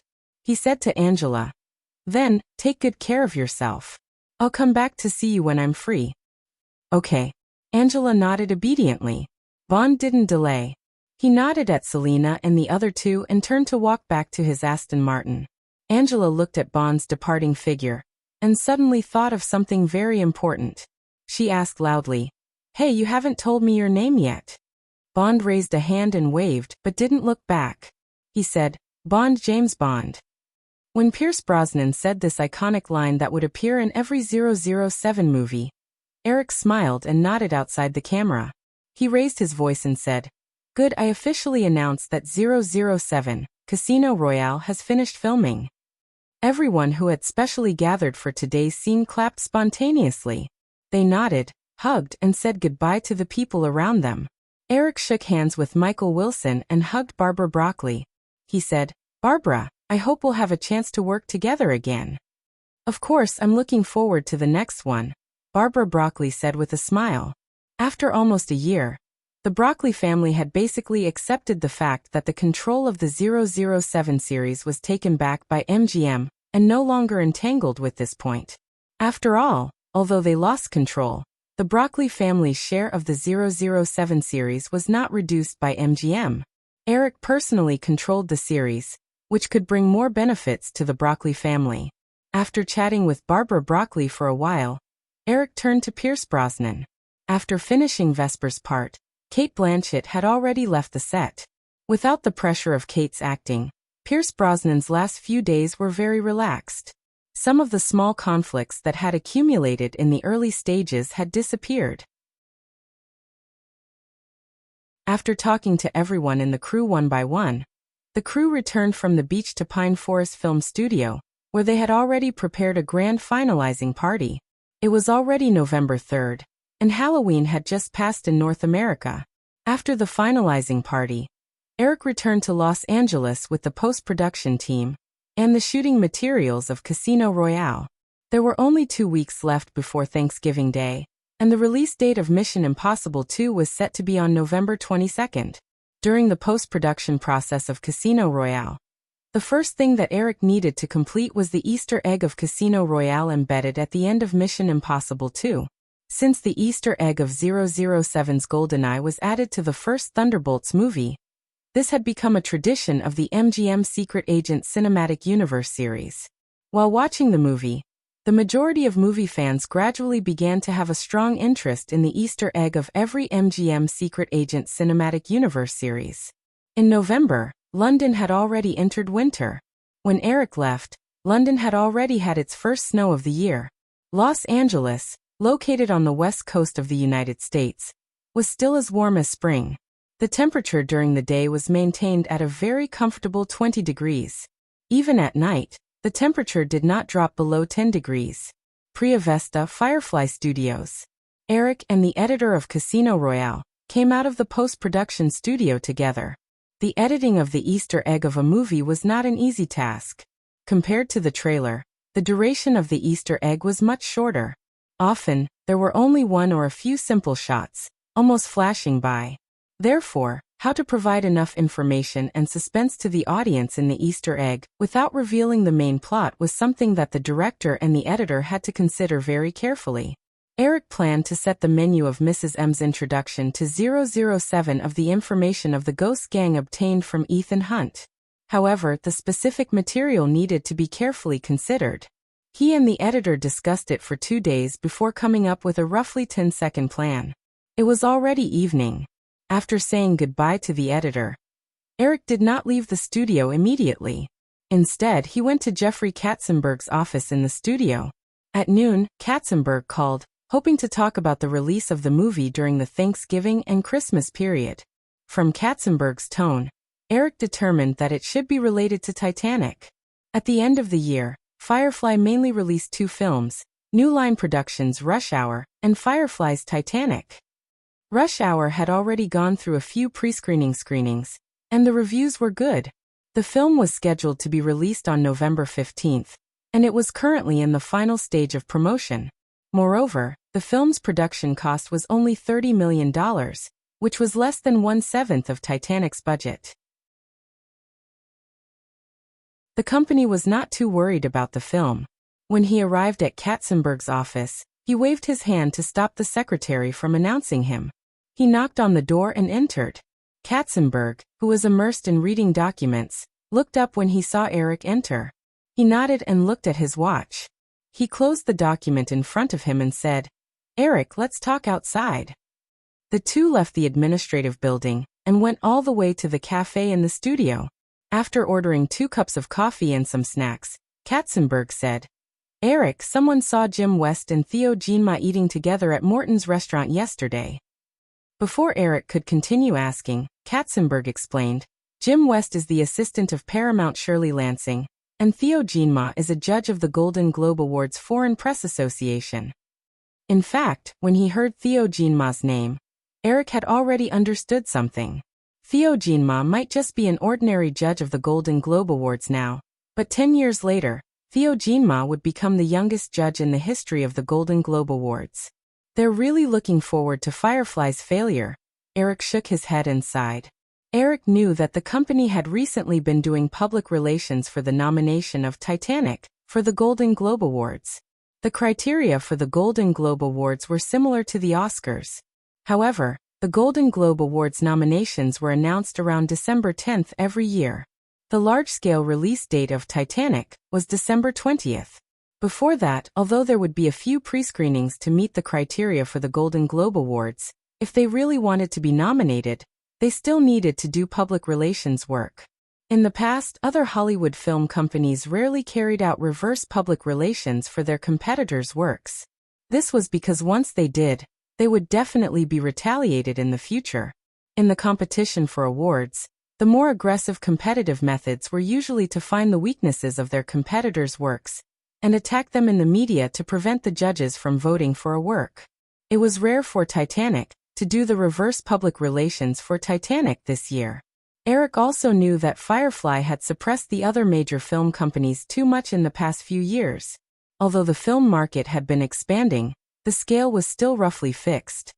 He could not suppress the box office performance of Firefly's own film just to take into account the feelings of his competitors. Carson's face was also a little serious.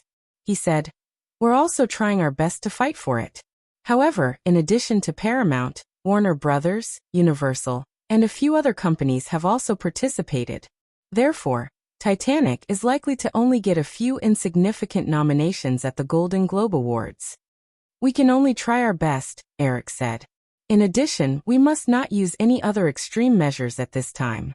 So many people are watching. If we're discovered, it will be even more interesting." "Of course I know." Carson nodded. Eric's extreme methods were naturally referring to bribery and the like. Competitors like Universal and Paramount were doing their best to deal with Firefly.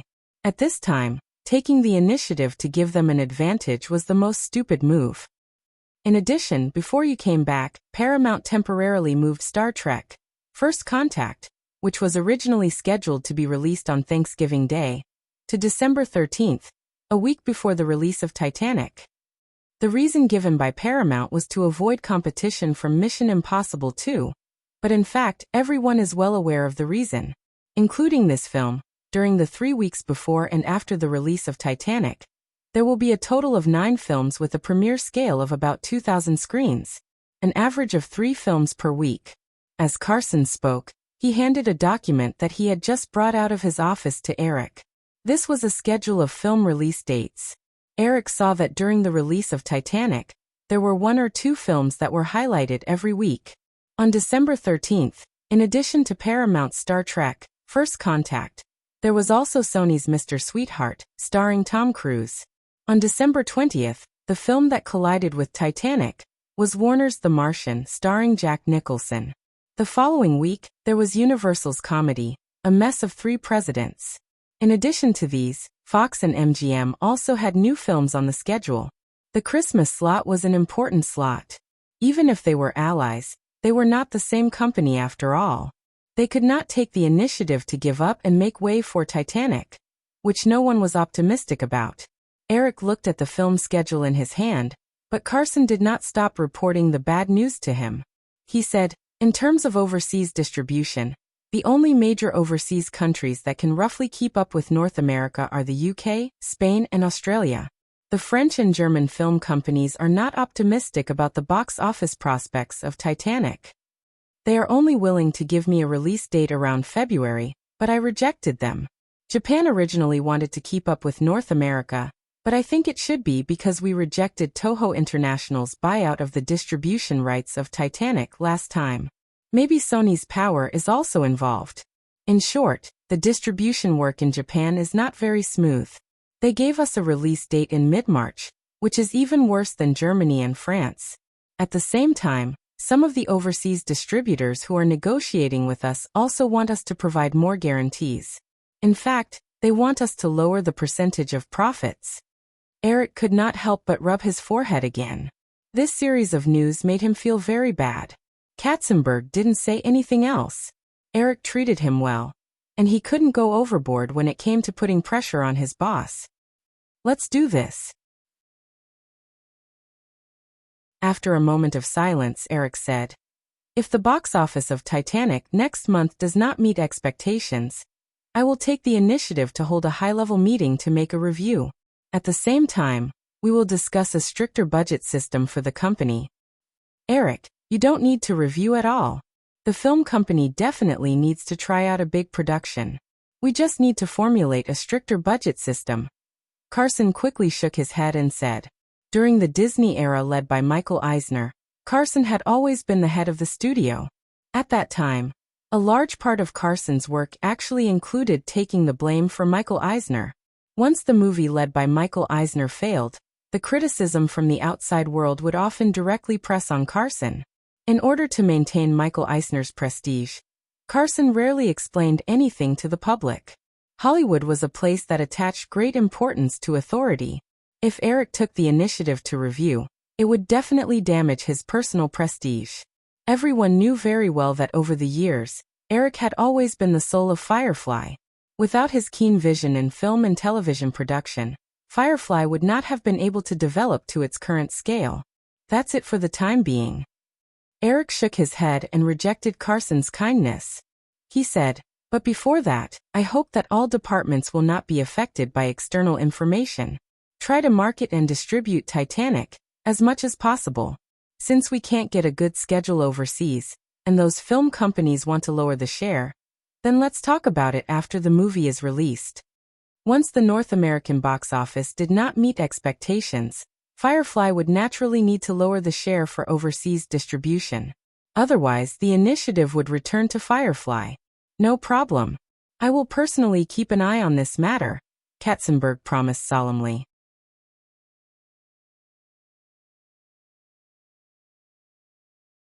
Chapter 8:17. After talking to Katzenberg about Titanic, Eric drove back to the Pointy Corner Manor. As dusk fell, Eric walked into the villa and walked through the hall to the glass wall. He saw Nicole sitting lazily on the sofa, reading a comic with relish. That's right, a comic. Beside the glass wall, there were thousands of comics of all kinds piled up around the sofa where Eric often rested. Back in the United States, while working on the post-production of Casino Royale, Eric also began to prepare for the Marvel Cinematic Universe in advance. Although the first Marvel superhero movie, Spider-Man, was planned to be released around 2000, from next year onwards, the layout of the entire Marvel Cinematic Universe must be planned.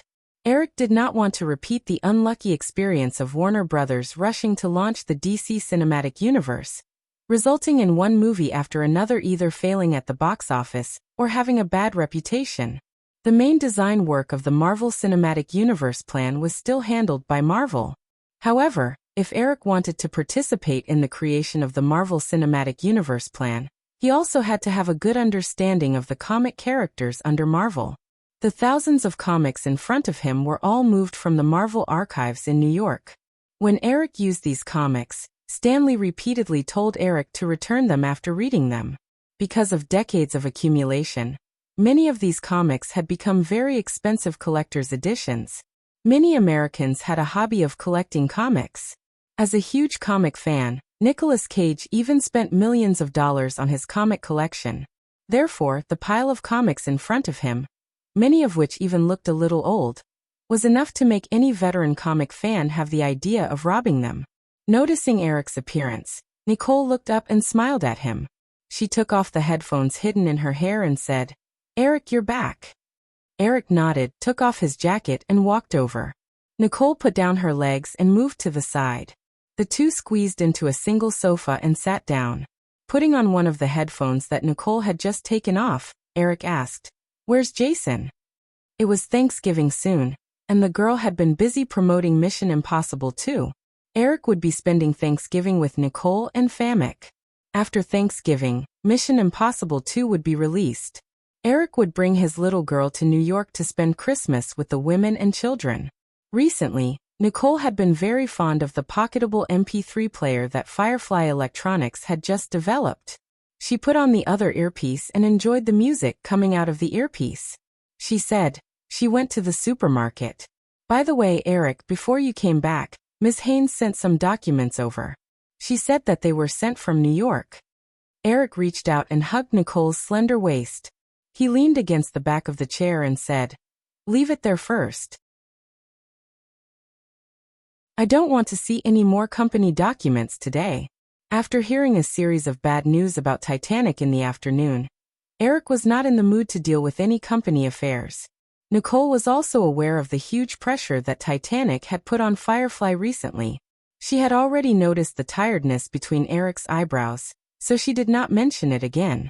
She picked up the thin comic on her lap and leaned in front of Eric. She said, "Eric, I found something very interesting. It turns out that Peter Parker's parents are CIA agents, and they even saved Wolverine." Eric knew that Nicole was deliberately starting a relaxed topic. He smiled and said, "If you read all the thousands of Marvel comics around you, you will find that almost all the characters in the Marvel Comics system can be connected. Making popular characters have overlapping plots is a gimmick that many comic companies use to increase the sales of their works. It sounds very similar to MGM's Agent Cinematic Universe." Nicole tilted her head and said, "Or did you get the inspiration for the Agent Cinematic Universe from the comic company?" Eric nodded and admitted, "Yes." Nicole did not expect her wild guess to be right. She was a little excited. She waved the comic in her hand and said, "Which superhero do you plan to shoot first?" "It has been confirmed that it will be Spider-Man. However, in addition, I will also cooperate with MGM and Fox. At the same time, I will start some other projects. In the future, I plan to bring all the popular characters in the entire Marvel universe to the big screen. As the most popular superhero in Marvel, Spider-Man would definitely stay in Firefly." However, Eric had not yet thought about which superhero characters MGM and Fox would be responsible for. The distribution of Marvel superheroes in the original space-time would definitely not be the same. This required a very detailed plan.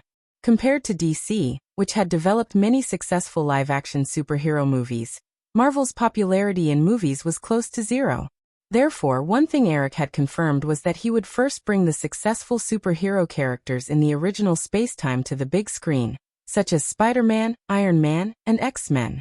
This could quickly open up the Marvel Cinematic Universe. After these characters had cultivated enough market and popularity, new superheroes would be introduced, and the possibility of the movie's box office success would be higher.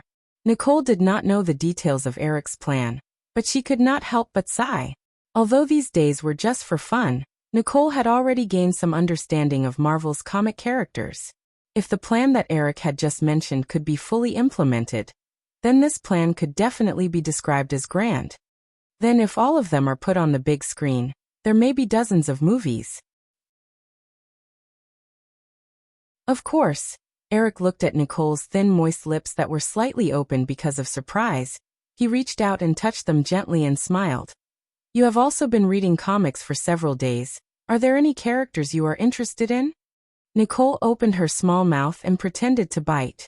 Seeing him subconsciously retract his finger, she smiled and said, "I'm not interested for the time being. Speaking of which, Marvel doesn't seem to have a popular female superhero like DC's Wonder Woman. Popularity is slowly accumulated. If a female superhero under Marvel can have a successful TV series like Wonder Woman, she must be very popular now." Eric explained and stopped talking about this topic. Even if Nicole was interested in a female character, it was not so easy to join. Nicole's current salary has reached more than $15 million, the highest for an actress. This high salary is completely inconsistent with Eric's plan of Marvel's production of second- and third-tier Hollywood stars. However, Eric suddenly remembered something and quickly said, "Oh yeah, speaking of which, I have a role here that I hope you can support." Nicole showed a puzzled expression and keenly grasped a key word in Eric's tone. She said with a half-smile, "Support?" "Yeah, this is a trilogy series, and it may develop into 6 parts in the future. There is a character in it. She doesn't have many scenes, but she is very important. Out of all the actresses I know, I think you are the most suitable. However, in terms of salary, I can only give you $3 million because this is a group movie. Although your role is important, you are not the main character." Nicole blinked her light blue eyes and raised the corner of her mouth. She smiled and said, $3 million for a trilogy. I think if I agree, Pete might go crazy. However, since you said that I'm the only suitable candidate in your heart, then I'll agree to it. Hey, what kind of role is it? Based on Nicole's current net worth, taking on a trilogy for $3 million as her agent, Pi Kingsley, would probably go crazy if she heard the news. This was not because her agent's commission would be greatly reduced, but because this performance contract would cause unpredictable risks to Nicole's position as an A-list actress. Eric reached out and held Nicole's chin, looking at the flawless face in front of him. Nicole was 29 years old this year, at the peak of a woman's youth. Slender eyelashes, round face, petite nose, thin lips, everything was so perfect. Eric couldn't help but kiss Nicole's lips and said, "Your role as an elf, Queen Galadriel, do you know? So it's Lord of the Rings." Nicole immediately understood. Eric nodded. In the original Lord of the Rings series, Queen Galadriel was played by Cate Blanchett. In terms of acting, Cate Blanchett was indeed better than Nicole, but in terms of beauty, Cate Blanchett was far inferior to Nicole. In Eric's view, as the embodiment of elegance and perfection, how could an elf not be beautiful? MGM will announce the Lord of the Rings series project next autumn. The trilogy will be back-to-back production, and it will take a little more than a year to shoot in New Zealand. However, your scenes should only take 2 to 3 weeks, so it won't take too much time. From this summer to next summer, MGM would release 3 heavyweight films from the MGM Secret Agent movie universe. As long as the 3 films performed well at the box office, MGM would have enough confidence to announce the Lord of the Rings trilogy, which involved $300 million. With the support of the Secret Agent movie universe project, the other shareholders of MGM wouldn't raise too strong of an objection. Nicole actually heard some news about the Lord of the Rings trilogy, but she didn't care about it. Instead, she stared at Eric and asked curiously, "If I'm Queen Galadriel, who's going to play Princess Arwen?" Eric didn't hide it and pinched Nicole's chin, saying, "Diane Kruger, what do you think?"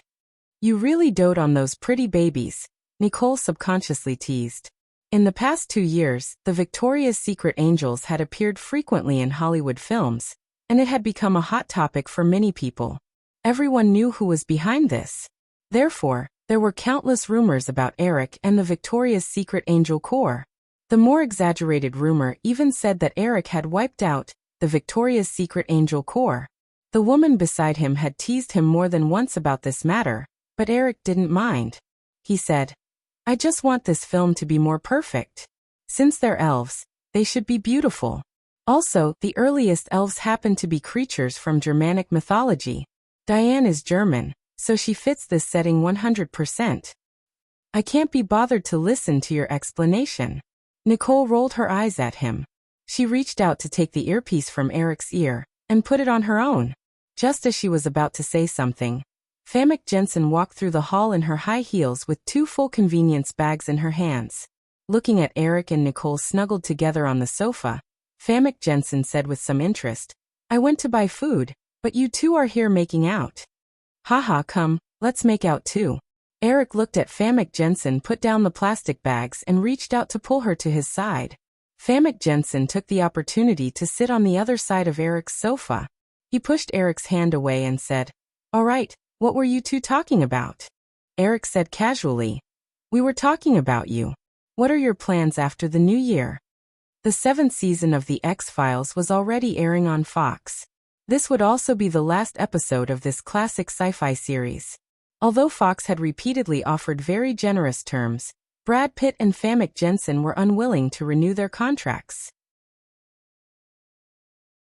Brad Pitt wanted to take the opportunity to enter the film industry, but Famke was a little tired of it. In order to save on the budget, the recent seasons of The X-Files had been filmed in Canada. Famke did not want to continue the days of running around outside for a few months every year. Sci-fi TV series were usually filmed in one go. Although the episodes were still airing, Famke had already finished all her work and was resting. "I don't have any plans for now. I plan to take a break for a year and do some charity work. After the new year, I plan to go to Africa with a charity team to visit refugees." Eric immediately looked worried and grabbed Famke's little hand. "Baby, please don't adopt a black child like some Hollywood actresses. If you want, we can have one together. How about next year?" Famke's face was slightly red. She thought Eric was going to persuade her not to go to Africa, and was a little touched. Hearing this, she slapped his strange hand away. "You unsympathetic bastard. I've decided to ignore you for the rest of the day. Nicole, can you help me bring these things into the kitchen?" "Of course, it's time to prepare dinner." Nicole gave Eric a look of schadenfreude. She got up and carried a plastic bag with Famek to the kitchen. Eric looked at the tall backs of the two women whispering as they walked away. He smiled and flipped through the comics beside him for a while. He found a comic and started reading it with great interest. A few eye-catching words were printed on the cover of the comic. Phoenix Awakens. Jean Grey, the strongest and most complex female superhero in the X-Men. The depth to be explored was definitely much richer than DC's Wonder Woman.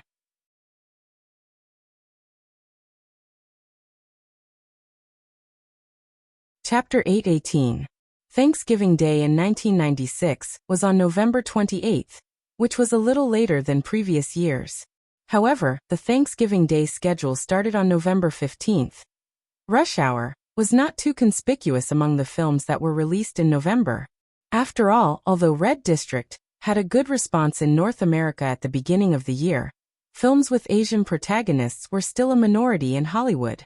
Although the critical response after the test screening was good, the industry still only gave a box office estimate of $60 to $80 million. A large part of the reason for this was that one of the two protagonists was black. Black people were slightly less recognized in Hollywood than white people, but far more recognized than Asian people. On November 15, Rush Hour opened in more than 2,600 theaters in North America. At the same time, Warner's live-action and animation film, Space Slam Dunk, was released. The lead actors were the famous Michael Jordan and Bugs Bunny. The story was about a space monster that attempted to kidnap all of Warner's animated characters, including Bugs Bunny and Duck Toffee, to the space amusement park. In order to avoid being captured, the two parties finally decided to have a basketball game to determine the fate of all the animated characters. The space monster easily learned the skills of many NBA superstars. In desperation, Bugs Bunny asked NBA superstar Michael Jordan for help. The 1988 live-action and animation film, Who Framed Roger Rabbit, had a high box office of $150 million in North America with a cost of $45 million. Warner's Space Slam Dunk was obviously trying to replicate the box office success of Who Framed Roger Rabbit. The industry's expectations for the film were also very high. However, when Rush Hour and Space Slam Dunk were released at the same time, the box office results of the two films were very different from the industry's expectations. This surprised many people. Rush Hour had a box office of more than $42 million in its first week, surpassing its cost of $33 million in one fell swoop, and easily became the box office champion of the week. Even if it was based on the box office curve of Red District at the beginning of the year, the cumulative box office of the film would be close to $100 million. The audience's love for this film, which was full of humor from the dialogue to the action scenes, was far greater than Red District. After the film was released, the media quickly adjusted the total box office estimate for Rush Hour to between $120 million to $140 million. The box office of Space Slam Dunk was only 32 million yuan in the first week. Not only was it a full 10 million yuan lower than Rush Hour, but it was also far from the 50 million yuan that Warner had expected. However, the cost of this movie was more than twice that of Rush Hour, reaching $80 million. Based on the movie's current box office performance, the movie could recoup its cost through overseas distribution. However, Warner's ambitious plan to create a series of movies had been put on hold, and there was no further progress. Then, on November 22, Mission Impossible 2 was officially released in 3,000 theaters in North America. This super agent movie was arguably the most anticipated film by the audience at the end of the year. Its production cost was second only to Titanic. A few days ago, Paramount chose to move Star Trek First Contact from the Thanksgiving slot to the Christmas slot. Although they secretly had the intention of attacking Titanic, the reason they announced for avoiding Mission Impossible 2 was not just an excuse. relying on the accumulated popularity of its predecessor and the strong influence of MGM's secret agent movie universe. Mission Impossible 2 lived up to expectations and earned $82.7 million in the first week. It easily broke the traditional box office record for the Thanksgiving slot in North America. It was second only to The Mummy 2 in the first week box office of 1996 in North America. These two movies were also the only two new movies released this year that grossed more than $80 million in the first week. Since MGM announced the Secret Agent Movie Universe project, the sequels to Thunderbolts and Mission Impossible had been very successful. Coupled with strong confidence in Casino Royale, which was personally produced by Eric, after the release of Mission Impossible 2, MGM's stock price soared again. The stock price exceeded $18.50 and the company's total market value easily exceeded $8 billion. Although the overall media industry had been on the rise in the past 2 years, MGM's market value was still at the bottom of the Big Seven. It was only slightly better than Sony Pictures. However, compared to its market value of just over $1 billion 2 years ago, MGM's growth rate was definitely the highest among the Big Seven. Eric spent Thanksgiving with Nicole and Famek in Los Angeles. In December, the two women flew back to Australia and the Netherlands respectively to spend Christmas with their families. Eric also temporarily stopped the post-production work of Casino Royale and flew to New York with Nicole to spend Christmas with Joanna and the others. In the manor in Southampton, snowflakes were falling outside, but the house was warm. It was already the 12th of December, and it was night time. Eric made a phone call and returned to the living room from the living room next door. The TV was on in the living room, but at this time, the whole family was crowded around the glass table in the middle of the living room. There were many beautifully printed New Year cards on the glass table. Joanna, who was kneeling on the thick carpet, turned her gaze away from her daughter, who was writing and drawing on the glass table, and looked at Eric with a questioning look in her eyes. Eric glanced at the TV. The nominees for the Golden Globe Awards would be announced at 8 o'clock on NBC. Noticing Joanna's expression, he explained, "It's Chris. He wants to meet me in Manhattan tomorrow to discuss something." Virginia also asked at this time, "Are you coming back tomorrow?" "Of course." Eric nodded and also sat down on the carpet.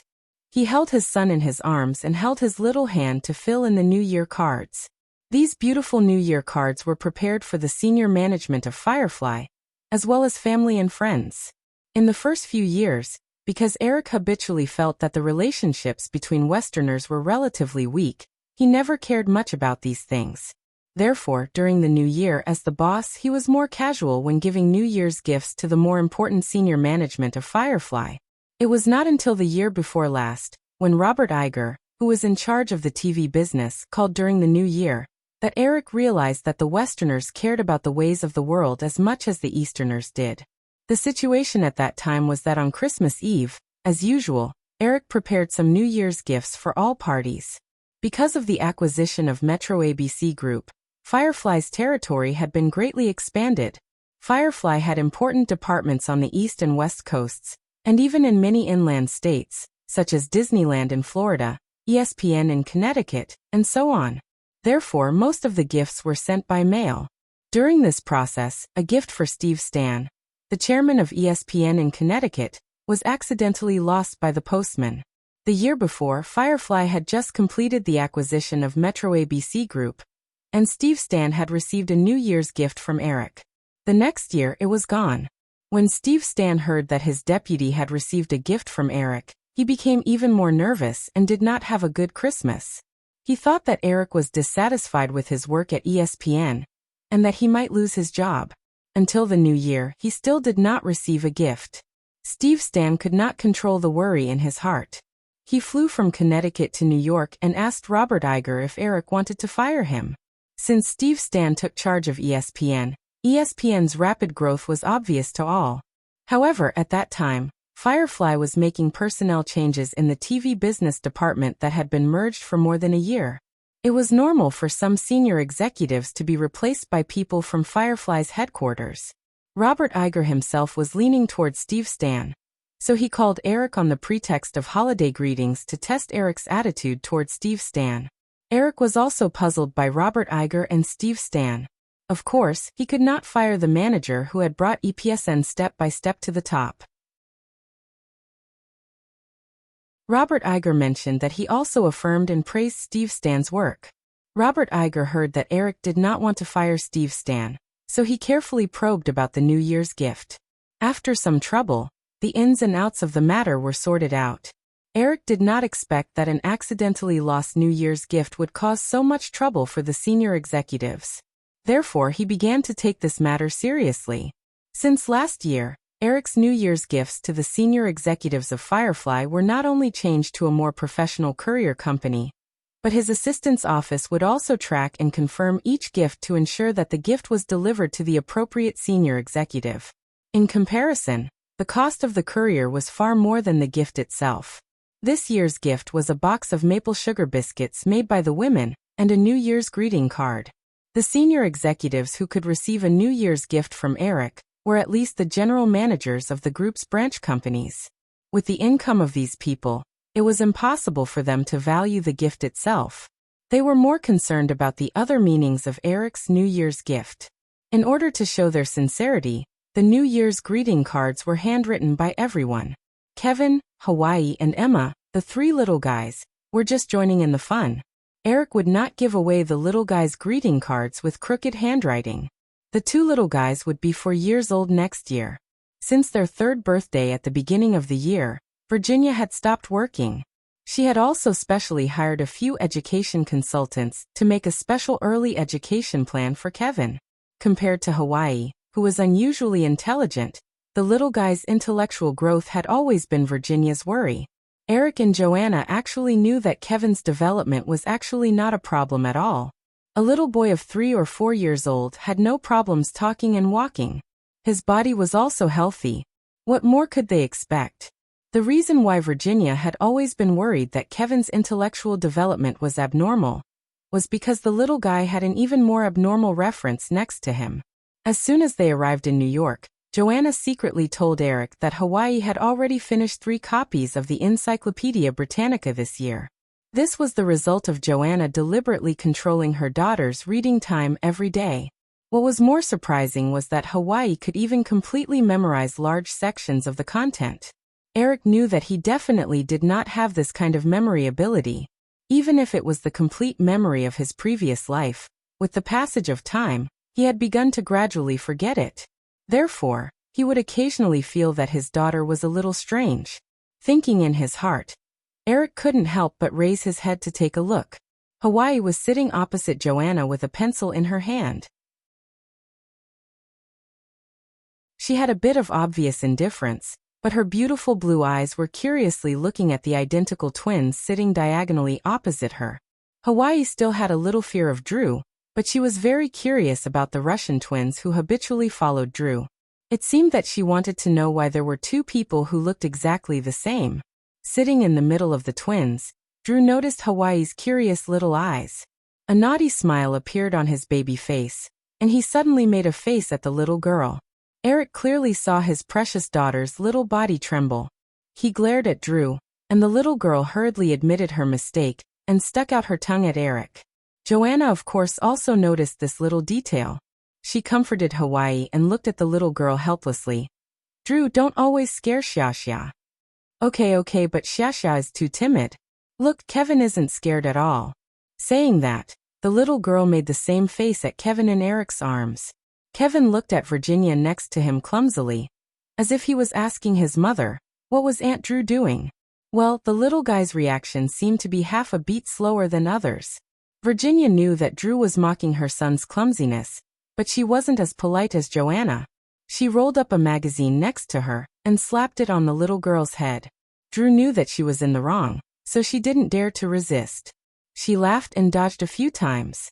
Hearing the sound from the TV, she hurriedly said, Stop. It's starting. The Golden Globe Award nominees are starting to be announced. Everyone knew that Eric was waiting for the Golden Globe Award nominees to be announced. Virginia put away the magazine in her hand, and Joanna hugged the restless Emma. Everyone looked at the TV screen together. The Golden Globe Award Committee specially invited Tim Roth and Mira Sorvino, two Hollywood stars who had been nominated last year, and a host from NBC to announce the list of nominees. The first announcement was for the television category. With the rise of reality shows in recent years, the Golden Globe Awards also began to increase the number of Golden Globe Awards for reality shows this year. However, although they were both ranked second, the Golden Globe Awards were far less influential than the Emmy Awards in terms of television awards. The difference was much worse than the Golden Globe Awards and the Oscars. Because the Emmy Awards were usually announced at the end of August or the beginning of September, which happened to be the beginning of the New Year's fall season, the relevant awards played a very large role in early publicity for the new season of television shows. The major North American television stations also attached great importance to the Emmy Awards. A few of ABC and Lifetime TV's top dramas and reality shows had won the nominations. However, everyone was a little absent-minded. It wasn't until the television nominees were announced that everyone perked up. Although the Golden Globe Awards didn't have as many film awards as the Oscars, the first to be announced were still the secondary awards. Tim Roth first announced the nominees for Best Original Song. There were 5 nominees, but the name Titanic wasn't heard at all. Even without the box office miracle of Titanic, My Heart Will Go On definitely had the ability to win an Oscar. However, it wasn't even nominated for the Golden Globe Awards. Although Eric didn't care much about the Golden Globe Awards, he knew that the worries of the company's executives might come true. Eric didn't say anything, but Drew was indignant. Even the theme song of Batman Forever was nominated for Best Original Song, but My Heart Will Go On wasn't nominated. How ridiculous. Joanna also said gently, "Yes, My Heart Will Go On is very good." Eric shrugged and continued to look at the TV screen. He wanted to see how far the Golden Globe Awards committee could go.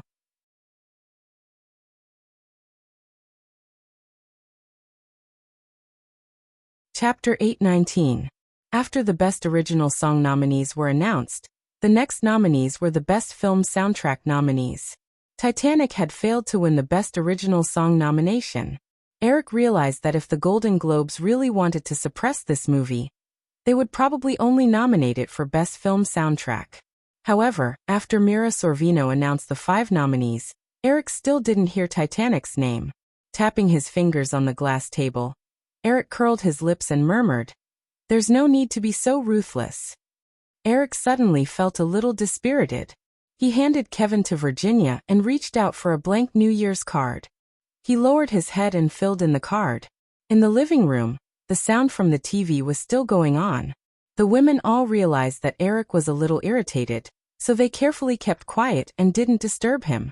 On the TV, NBC's host and 2 guests continued to announce the long list of nominees. From time to time, they would say a few witty words to liven up the atmosphere. The 2 nominations that should have been the easiest to get had unexpectedly fallen through. Eric felt that the Golden Globe Awards committee probably did not intend to give a single nomination to Titanic this time, so he did not have any expectations. He held the pencil and patiently drew cursive English on the New Year's card, trying to calm his recent irritation. After the Best Foreign Language Film nominees were announced, the host joked about the nominees. Mira Sorvino took out another list and read into the microphone. Next, the nominees for the Golden Globes for Best Screenplay are Tom Stoppard and Mark Norman, Shakespeare in Love; Terrence Malick, Red Alert; Ethan Coen and Joel Coen, Frozen Blood; John Suttie, The Shining Style; and James Cameron, Titanic. Sensing Mira Sorvino's deliberate pause on the TV, Eric looked up. Hearing the name Titanic, the girl not far away immediately said excitedly, "Eric, we got a nomination." Eric nodded slightly, but there was confusion in his expression. He didn't quite understand the Golden Globe Awards' intentions. Could it be that the 2 nominations just now were just an accident, and the Golden Globe Awards jury wasn't affected? Could Titanic still have hope of being nominated for the Best Picture and other core awards? With some anticipation in his heart, Eric quietly listened to the entire nomination press conference, but his anticipation was quickly dashed. After that, he didn't hear a single word about Titanic. In the end, Titanic only received a slightly awkward nomination for Best Screenplay, and nothing else. Under normal circumstances, the Oscars and the Golden Globe Awards, which at least tried to maintain their credibility on the surface, were relatively fair in the nomination stage. If it was in the past, the quality of Titanic was there. Even if the Golden Globe Awards wanted to deliberately suppress it under the influence of some people, they would have to consider the risk of losing credibility. However, after watching the nomination press conference, Eric roughly understood that the situation this year was very different from before. According to the usual saying, this year was definitely going to be an Oscar year. And it could be considered a super big year. It could be seen from the list of nominees for the Golden Globe Awards that Shakespeare's Love, Red Alert, Frozen Blood, and The Shining Light had an average of more than 5 nominations. Their performances were exceptionally strong. Other films such as Mr. Sugar, Sex Bookmaster, and Mrs. Varon were also quite outstanding. Under such circumstances, the Golden Globes could be said to be fearless. With so many excellent films in front, even if Titanic was nominated, the Golden Globes judges didn't think that such a purely commercial blockbuster could win an award under the watchful eyes of so many heroes. Since Titanic had no hope of winning an award, there was no risk of losing credibility if they didn't nominate it now. Eric even realized that there was something fishy about the Best Screenplay nomination. If Titanic was nominated for Best Original Song and Best Film Soundtrack, the strength of the film's soundtrack could still compete with other films.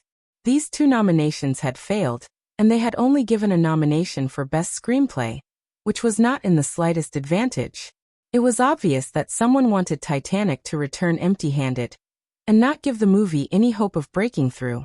Eric. Noticing that Eric seemed to have been silent for a long time, Virginia, who was next to him, called out softly, "I'm fine." Eric came back to his senses and looked at the woman's concerned eyes. He smiled, paused for a moment, and suddenly whispered to himself, "I'm just reflecting. Are there too many film companies in Hollywood?" Virginia didn't notice the determination in Eric's eyes. She asked, "How many do you think are appropriate? Big 4 or Big 3? Eric shrugged slightly. If there are fewer, or if they're all family, they won't always think about breaking other people's bowls so that they can eat more. Virginia also felt some strong emotions in Eric's tone at this time. She smiled and said, "How is that possible?" Just as he was about to say something, the phone on the glass table vibrated. Eric looked at the number. It was from Katzenberg in Los Angeles. Eric picked up the phone and gestured to the women. He got up and said, "I'm going to take a call." While Eric and Katzenberg were discussing the possible impact of the Golden Globe Award nomination on the phone, in a mansion in Beverly Hills, Los Angeles, Michael Eisner, who had just finished watching the live broadcast on TV, was in a very happy mood. Hollywood was also a business. The business world was like a battlefield. Although the competition between several major film companies did not lead to a life-and-death confrontation, the parties were also natural enemies. No one would be soft-hearted if they could give their competitors a push when they were on the edge of the cliff. This time, Michael Eisner was also involved in the operation of Titanic to be nominated for the Golden Globe Award. However, he would not make the same mistake as a few years ago. He no longer believed in a loose temporary alliance. Instead, he hid behind the scenes and secretly pushed for it. If others were involved, everyone had a tacit understanding. If no one was involved, Michael Eisner didn't care. However, there were a lot of people who took the initiative to move behind the scenes this time. Although on the surface, his relationship with Eric had eased in recent years, he would never forget the past when he was expelled from Disney. As Firefly grew step by step in recent years, Michael Eisner felt that if he had not been forced to leave Disney, all the status and glory of Firefly in the Hollywood industry might have been his. After all, in the past 2 years, Universal's development in the film business could be said to be second only to Firefly. This summer, Universal's total box office even surpassed Firefly's. He felt that this was enough to prove their strength. However, Michael Eisner also realized that the development of Universal Pictures had entered a bottleneck stage. In recent years, with the rapid expansion of the global film market, Hollywood gradually realized the strong advantages and rich profits of large-scale special effects movies in global distribution. However, in the whole of Hollywood, except for Firefly, which had enough strength to produce more than 3 special effects blockbusters every year, the other 6 major studios, without the support of Firefly's digital domain special effects technology, would not be able to complete these unless the requirements for the special effects quality of the film were greatly reduced. Whether it was Warner, Universal, or Paramount, with all their resources, they could probably only produce 1 or 2 blockbuster movies with special effects every year. The restrictions had little to do with funding, but mainly with CG special effects technology. Digital Domain had developed to this day. In addition to the headquarters in Los Angeles, they had also set up 2 subsidiaries in Florida and Australia, with a total staff of more than 2,300 people. Moreover, talent was secondary. As long as they were willing to spend a lot of money, they could also poach the best special effects artists. However, compared to other special effects studios in Hollywood, Digital Domain's biggest advantage was its technical accumulation in CG special effects. Eric Williams was a few years ahead of others in the industry, and invested heavily in the research and development of computer CG special effects technology. At this time, Digital Domain's special effects software, rendering technology, and even large-scale rendering farms and hardware were 2 to 3 years ahead of others in the industry. The gap between them could no longer be closed by poaching and large investments. Even though Universal was very reluctant to cooperate with Firefly, when they produced The Mummy 2, they had to hand over a large number of difficult special effects shots to Digital Domain. The other major film companies also relied more or less on Digital Domain. It was this dependence that provided more opportunities for Digital Domain to develop and accumulate technology, pushing them further ahead of their peers in the industry. At this time, the other major film companies had actually discovered a cruel fact. If Firefly cut off their cooperation with Digital Domain, then there was no doubt that in the next few years, it would be difficult for them to produce a film that could compete with Firefly in terms of special effects. For Firefly Group, which had an annual turnover of more than $20 billion, even if Titanic was a complete loss, it would not have any substantial impact on the company's economy. However, many things could not be measured by simple money. The total investment in the production and distribution of Titanic was $265 million, which was unprecedented in the history of Hollywood film. If such a large-scale film project failed, the blow to Firefly Group's confidence in film production would be immeasurable. This was the result that Michael Eisner was looking forward to. Although Eric had absolute control over Firefly, he could not completely ignore the wishes of the management and the other shareholders. That would only cause Firefly Group to fall into turmoil. When a megaproject like Titanic failed, Firefly's shareholders and executives would inevitably reflect on their film production and distribution strategy in recent years. The result of this reflection was bound to be that Firefly would tend to be conservative in film production for a long time in the future. With Firefly's 2,300 employees in Digital Domain, it was enough to support the production of 4 to 6 special effects films at the same time. Once Firefly's film production scale tended to be conservative due to the box office failure of Titanic, Digital Domain would have to rely on external orders to ensure that more than 2,000 employees would not have nothing to do. Then, at least in the next few years, the possibility of Firefly cutting off cooperation with Digital Domain did not exist. The slowdown in the development of Firefly's film business also gave the other film companies enough time to catch up with Firefly's footsteps in terms of film production and special effects technology accumulation. When Firefly Group recovered from the failure of Titanic, perhaps the starting line would not be so far apart. After secretly giving Firefly a push at the Golden Globe Awards, Michael Eisner did not intend to continue doing anything superfluous. Now that almost the entire industry was pessimistic about Titanic, even Firefly Group did not have much hope for this film. The failure of Titanic was almost inevitable. At this time, he had already begun to consider the development plan for Universal next year. The production of The Mummy 3 was a bit difficult. The consecutive success of the first 2 films had led to a large increase in the salary of the film's producers, and the movie's lead actors. Immediately starting production, whether it was changing the cast to reduce the budget or increasing the budget to invite the original cast, Universal would have to take a very big risk. Therefore, Michael Eisner decided to start the Scorpion King film derived from the Mummy series. This was an idea that came to him a long time ago when he saw this project. Sorting out the various thoughts in his mind, unknowingly, it was already close to 10 o'clock. Michael Eisner's wife, Jane Breckenridge, began to urge her husband to rest.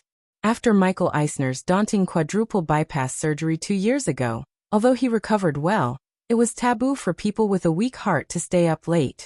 In this regard, Jane kept a very close eye on her husband. Hearing his wife's urging, Michael Eisner got up from the sofa in the living room and walked towards the bedroom. In his mind, he was planning to have dinner with George Lucas tomorrow to talk about the cooperation between Universal Pictures and Industrial Light and Magic. Although he had strong support from Microsoft, Michael Eisner was not optimistic about the in-bin pictures that Spielberg and the others were collaborating with. Therefore, Universal was not very active in fighting for the distribution rights of in-bin pictures. However, Michael Eisner valued the development prospects of Industrial Light and Magic very much.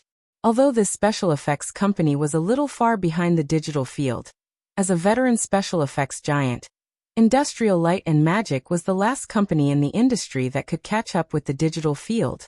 Michael Eisner was very clear that only when Industrial Light and Magic developed and was on par with the digital field could everyone avoid being suddenly choked by Firefly. You're tuning into the Earbook Haven YouTube channel. Don't forget to subscribe and join us on this journey to catch the most captivating stories.